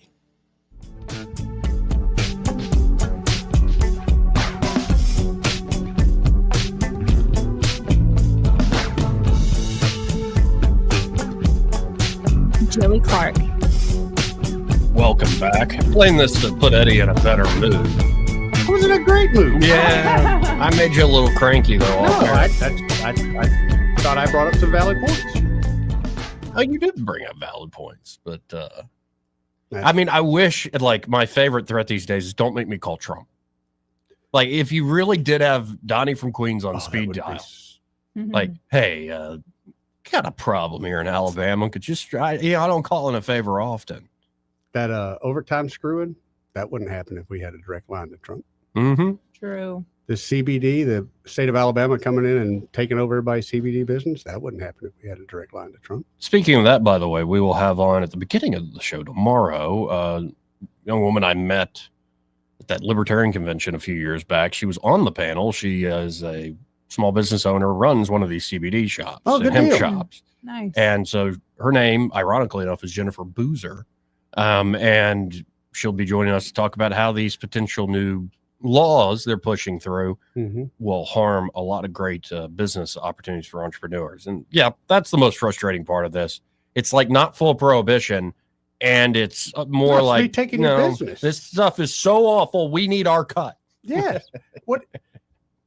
It's exactly what Cuba did back in the day when they took over America. It's in Mexico. You remember there's an industry in Mexico that Mexico took over, I don't know, about a year and a half or so ago. Oh, Vulcan? Yeah. We got that back yet? I don't know. I hadn't heard anything about it. Neither have I, which kind of surprises me. I thought that would be a first. It might have been sort of. It might have been as soon as Trump gets in there, they're like, okay, we'll not very quietly. We'll not push this anymore. We're not going to even try, y'all. That might have been one of that. Well, maybe that's where the state of Alabama learned that, hey, we can just bully other people's businesses. Go in there and take it. Oh, just take it. That's what they're doing. Just take it. Just take it. Then you get a big business like Alpha that goes to the city and says, hey, we want to move across town and we want you to pay for it. And the city folds like a cheap suit. I mean, sometimes you got to pick your fights, man. Right. Sometimes you do. Sometimes you got to call the bluff. Let me ask you, for this $400 and something million, are they going to pull this again in 10 years, or is the city smart enough to get a claw back? I'm not on the city council. I know. That's the damnedest thing. Got a bunch of morons down there. Man. Well, you tell me. Would you sign that business deal? I hadn't looked at it. I guarantee you wouldn't sign it. If you remember, Joey, we asked somebody on that council about the water park deal. Would they sign that? They said no. No, I wouldn't have signed that. Right. They said no. As a private venture, they wouldn't. But, hey, it was everybody else's money. Sign me up, baby. What's up, Ed? 272-9228. Yeah, you did piss me off. I tried to get you back with the bells, but alas, it didn't work. I'm so sorry, Eddie. I deeply apologize. Is right. Let's go to line one. You're on there. Who's this? Good afternoon, Joey. Hey, Babs. How you doing, Babs? Joey and Eddie. Uh-oh. What in the world? Oh, no. How did line one get dropped off and line two was put on air? Who did that? Not me. Is our phone system somehow tied to the front? Ooh, I don't know. That's a good question. I don't know. I'm going to complain loudly if this keeps happening. It won't change anything. But you'll complain loudly. Yep. Okay. Sometimes you got to pick your battles. Let's go to line three. Barbara, call back, please. Who's this? Anybody there? Hello. Man. Okay, let's try. Hopefully this is Babs. Hey, Babs. It is. Thank God. Okay, let's try it again. Okay. Good afternoon, gentlemen and the young lady. Hi. Good afternoon. Good afternoon. I called yesterday and about this House bill withdrawing the original tax exemption for overtime. Mm-hmm. I tried looking it up online, and maybe I just need to go to 1819. I couldn't find anything on it other than, when it was introduced and what it said. So, yeah, just go to 1819 and in the search bar type in overtime. Mm-hmm. You should find It'll it. pull right up. Yep. And I've told you I love this show, but I'm telling you the truth. Here lately, I am about ready to quit listening to y'all. Uh-oh. There is so much garbage going on in the state of Alabama that blows my mind. And I'm old. I don't need that kind of hassle. $7 million to Alpha to stay in Montgomery, Alabama. Are you kidding me? Yep. And then the tax on the overtime is going to the education fund. I don't understand. It's good for I think business. I'm too old to even begin to understand. I love you guys. Love you too, Have a Babs. great rest of the day. Love you, Babs. And I will catch up with you later. I'm going to keep listening, and I'll get mad, and then I have to go say a prayer. So, Well, I love you, Babs. Thank you, Babs. love y'all too. Thanks, Eddie. Bye. No, and if I could explain it in simple form, Sure. there's like the world of these are good ideas, Mhm. and the best idea after we debate it out Yeah. wins. Mm-hmm. And there's the version of the world is who has more leverage and power. And that's usually the better, if you want to understand why the state legislature does certain things, why the city, why the federal government does certain things, you should probably ask yourself who's got more sway. Well, It's not fair, but No. it is what actually happens. I would love to say that all those parties have our best interests in mind, but knowing that I do, they do not. They have their very own best interests in mind. And if Joey the Democrat comes up with a great idea, well, I can't let that go through. That makes us look bad as Republicans. And that's exactly what they do. Mm-hmm. Throw That's the what bums Jeff out. Poor was saying earlier. And today. throw the bums out. Mm-hmm. Saying you got to pick your battle. I'm ready. Well, and we've had this argument going back years now. I don't know if you've heard this, Pamela, but he is one who's like, I'm done. I'm charging that machine gun nest. I got plenty of names strapped to me. We're going for it. And maybe you like win the Medal of Honor, like you take it out. You survive, like you're a hero. Maybe. But 99% of the time, Eddie's dead. Yeah. But you know what, Joey? You miss 100% of the shots you never take, my friend. I think that was Michael Jordan that told me that one night. Or maybe not, I don't know. But yeah. Yeah, it's more I'm like, you need a good tactical plan to take out the machine gun nest. Yeah. Not just charge it. But head on. sometimes, just a crazy act. Those folks in that machine gun nest don't know how to act. They just stand there. They're frozen. Yeah, Eddie's sitting there going, am I my brother's keeper? Am I my brother's keeper? And they're like, what is going on with it? And you're stripping your clothes down. You're Well, like, what is this crazy That's man another doing? secret. Nobody wants to fight a naked man. Oh, I think I found the white Sasquatch. It's pink. I'm pink. I'm not white. I'm pink. What happens? Sunbird. What happens when you get furry? Look at this. Grass is not growing on this playground. I'm not looking at anything. I already told you I don't care about your curves. And my ledges? Yeah. Anyway, let's go to line 3. You're on there. Who's this? Anybody? Anybody there? Hello. What is going on? Line 5. You're on there. Who's this? This is Cameron. Hey, Cameron. How you doing? Pretty good, sir. I'm enjoying your show this morning. Morning. Well, maybe it's afternoon. sorry. No, but very much enjoying your show. An earlier topic. You guys have a wonderful ability of boiling stuff down from a national scale to something relevant to us here. Well, thank you. Well, I like thinking about the things you guys talk about. That's what we shoot for here. I appreciate it, man. Yeah. And I appreciate the fact that you are trying to focus positively on what Trump's doing. Not trying to do, but doing. Yeah, and I mean, I'm very swift to say we'll see, and I honestly Yes. don't think we'll see the fruits of this stuff truly. Maybe you'll start to see some blooming in the final quarter of this year, but hopefully you see some full bloom in spring of next year. Yes, sir. I agree with you. I believe Trump is playing that long game. Definitely. Oh, yeah. To boil it down to a local focus, we all need to see what we can do for our nation. Agree. You're here. Yes, sir. Thank you so much for your show. Hey, thank you, Cameron. Great call. You see what's happened to me, though? I've been doing this long enough. Somebody genuinely comes on and starts complimenting us. I'm like, I'm waiting for the same way. roundhouse kick to Dude, the ribs. I'm same way. I'm ready to go. Cameron he's just a genuinely nice guy. He really is. Thank you, He Cameron. calls into our show too. Excellent. Let's go to line one. You're on there. Who's this? You're the greatest and the best. Oh, God. See, we go from one to the other. Here it best comes. show. I mean, Joey Clark, oh my God, you're like an idol of all idols. You're like a real young teen idol. If you were back in the 50s, you would be Joey Clark, the teen idol on every magazine. Hide your wives, hide your daughters. Tiger Beat.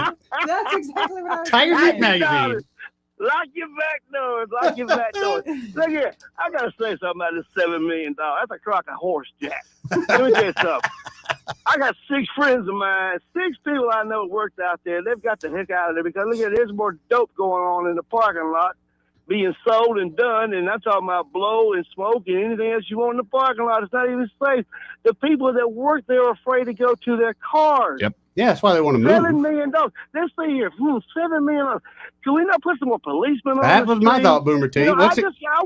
I had to go to Montgomery today, and I had to go to Costume Boulevard over there, and I had to go get my produce for the week. And I come down there, and it's just absolutely scary. I mean, it's pitiful. I mean, people just run up and down the streets acting like they're crazy. I mean, you know, Montgomery used to be a good, safe place to live. But I just, $7 million. Think about this. Probably lost out on that deal. $7 million. Who got the money? Who got the money? Did the stockholders get the money? Did the president out there get the money? Who got the cheese? Where'd the cheese go? Did we just give about, $5 more million out to the water park? Gee willikers, how about that? You know, and think about all the money they keep saying we're making. Well, look here. Every business, all them big industries coming out to my Hyundai out there, it's great. I love it. Eddie will tell you, 99% of the workforce doesn't even come from Montgomery out there, okay? Only person that's making up all the money is the county tax. The city ain't getting jack off that money, off those people out there. So somebody needs to straighten something out. Gas tax went crazy. Now you got people say, we can't stop travel. We're going to give you $7 million to stay in the crime-infested area. Who in the heck is picking this stuff up? You know, Todd Strange and I did not get along a whole lot. He screwed a lot of people downtown, and I was one of them. But you know what? Me and Todd broke bread, and we're okay. Mm-hmm. And I can deal with some of the things that Todd Strange did, and Todd Strange can deal with some of the things I did. But it had to be done at a certain time. But I'll be damned. There ain't been a mayor from Bobby Bright to Todd. This town is, y'all, let me tell you something, man. Montgomery is a very scary place. You know this. I fear for that young lady every day she comes into Montgomery from Prattville. Why I understand why you go there, because you have a great time on the show. You get a lot of advertisement, and you're having a ball. But baby doll, I worry about you riding back and forth each night. When you go out to bomb hours out there, you got to come across all that danger. Folks, please, just be watching your stuff. But let me tell you something. Here's how you're going to stop all these people with these crazy government, with the city of Montgomery and the state of Alabama. Stop paying all your damn taxes, because they can't put all of us in the damn jail. I promise you, because they ain't got enough of them, because they got too many dope heads and too many thieves and too many rapists and too many illegal aliens in there to put somebody that don't pay their goddamn taxes. Whew, gosh, I got to go. Young lady, you be safe going home. Thank you. Peace out. Oh, God. God bless America. Peace out, man. I got to go. You got me so riled up today, man. This $7 million. You know how many barbecue sandwiches I had to sell? Make $7 million? Damn it. Ooh, see you later. See you, Boomer T. Boomer T has spoken. I mean, come on. How much did it cost to stick 3 cops in that parking lot? I think the decision was already made. Oh, no doubt it was. Yeah. But didn't a hospital in town recently try that and it didn't work for them? Yeah. I'm just saying, who are the big mules in this state? Bunch of jackasses is what they are.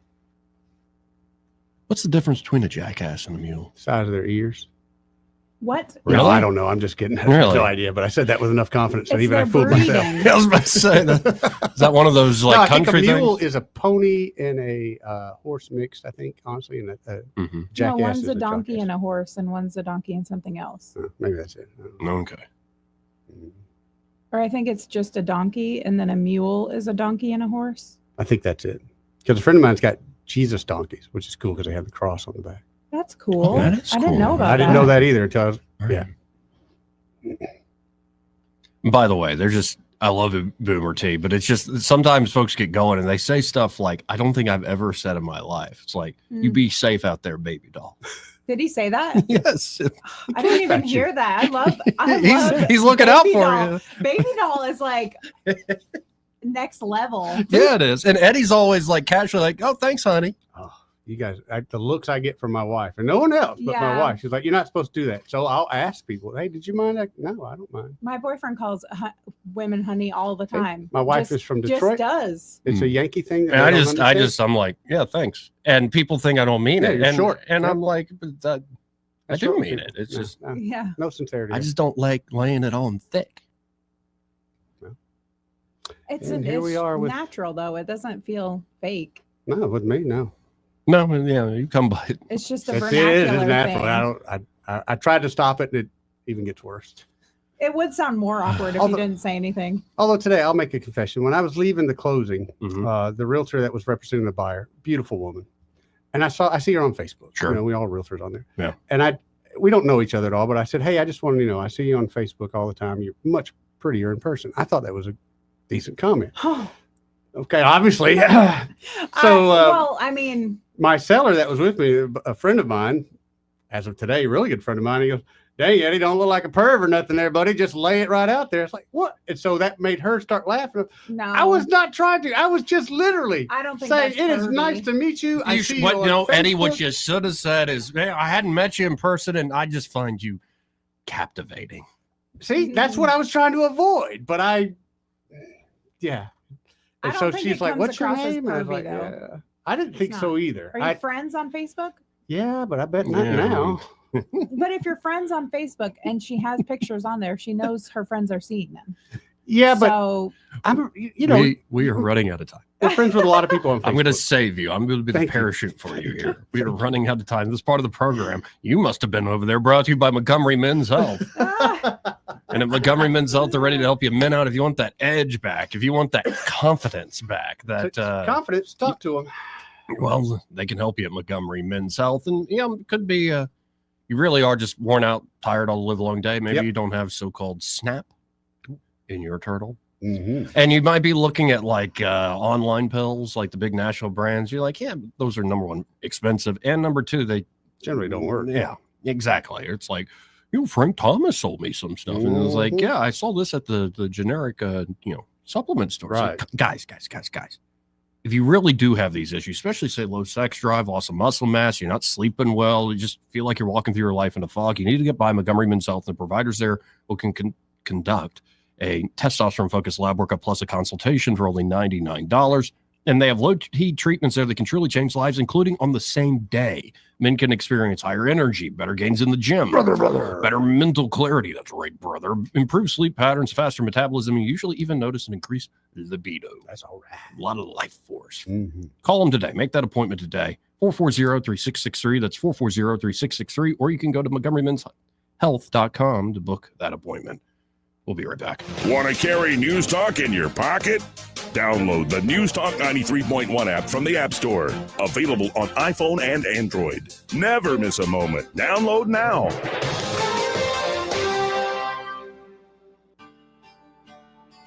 What's your biggest investment? More than likely, it's your home.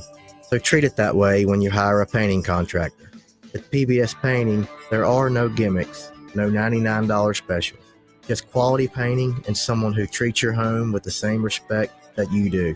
At PBS Painting, we have been painting for years and look forward to many more years to come. With PBS Painting, the job gets prepped properly, whether it's cleaning, scraping, or priming. We always use quality products, which is a must for a quality paint job. So if you're looking for a painter that doesn't need upfront money and is on the job at all times, then please give me a call. Scott Bowers and PBS Painting, 294-5122. That's PBS Painting, 294-5122. Look at some of our work on Facebook at PBS Painting Montgomery. We all want access to care and coverage we need to stay healthy, but Farm Bureau health plans aren't the answer. They are unregulated and unreliable when it comes to covering you and your family. If you have cancer or another pre-existing condition, well, you'd be out of luck. Alabama deserves better than empty promises. Call your state legislator now and tell them to vote no on Farm Bureau health plans. Visit fightcancer.org/Alabama. It's time for real health insurance. Paid for by the American Cancer Society Cancer Action Network. This hour of News and Views is brought to you by our good friends at Cole Plumbing, 279-8919. Cole Plumbing is number one in the number two business. You don't have to dig a hole. They have proprietary pipelining technology. Ask them about their tankless water heaters. Remember, when you have trouble with your bowl, call on Cole. All the headlines the mainstream media won't touch. Your News Talk station. News Talk 93.1 FM WACV.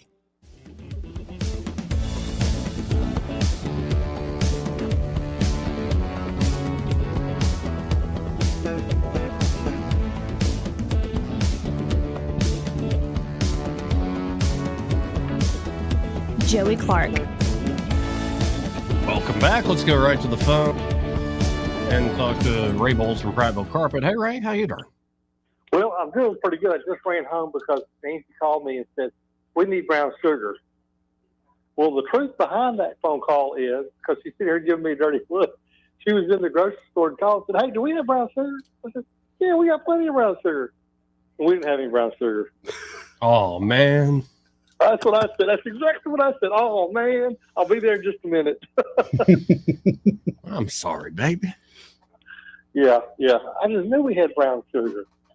So, but it is what it is. I've been to head back to the store because we have been busy as bees today with all these good prices and everybody on springs in the air. Kids are fixing to be out of school. Oh, yeah. If you're thinking, oh, man, I got to get this project done before school's out, call us at 285-8117 and we will make it happen for you. Again, that's 285-8117, and be sure to tell them, hey, you heard Ray Bowles on there talking about brown sugar. Brown sugar. Got it. Hey. Have a great day. Mm-hmm. I was thinking of the D'Angelo song, Yeah. too. Yeah. Do we have time for Duke? Duke, we really don't have much time here. Man, I'm going to go and say it right quick. Alpha not moving for horse crime. They got their own top security, armed security, and people cars not getting broken into and all this foolishness. They want to go out, move to East Montgomery out there, close to their clients out there who move the hell out in the woods out there, Pack Road, my boy. Mm-hmm. Okay, they want to move close to the clients. They want to move out east where everybody else. They want to follow the damn crowd. Okay, don't give me that crowd that people getting robbed in the damn parking lot. Alpha got top security, okay? I know this firsthand, okay? So don't give me this bull anymore. Mm-hmm. I'm done with that. Well, Duke, if they want to move, they're more than welcome to move, right? We just shouldn't have to pay for it. If they want to move across town, I don't have a problem with it. I just shouldn't have to pay for it. Don't say you scared, you know. We got bigger problems in Montgomery. Duke, and I am out of time here, but have you ever seen the movie, the remake of Ocean's 11? With like George Clooney, Brad Pitt, and like Bernie Mac, and you know the scene where they're doing the con on the casino owner. He's going blackjack called white jack. Sometimes you remind me of Bernie putting on the con. I don't know if you actually believe it sometime. Then you got old boy calling in talking about everybody need to run out of Montgomery. They would get damn bottle armor and everything, and shit, just stuff's just so bad in the town. I mean, come on, man. Yeah. Golly. Well, I appreciate it, man. Them people come out of them woods every day to come get them damn checks every day. They ain't studying that. Boy, that's just what I'm talking about. All right. Hey, dude. Call it white jack. And on that note, we got to hit the break. Greg is next. Yeah. Pamela's sticking around. I'm sticking around too. Are you guys live streaming the show today? Somebody just text me. Yes. Yes. I'm Okay. getting it set up right now. Awesome. That's All right, why Mark. Joey's going to hang out to The make live sure, streaming. Excellent. That's so cool. Yeah. Yes. Will y'all stay tuned? Broadcasting from the Riverside Chevrolet Master Control Center, this is WACV Coosa.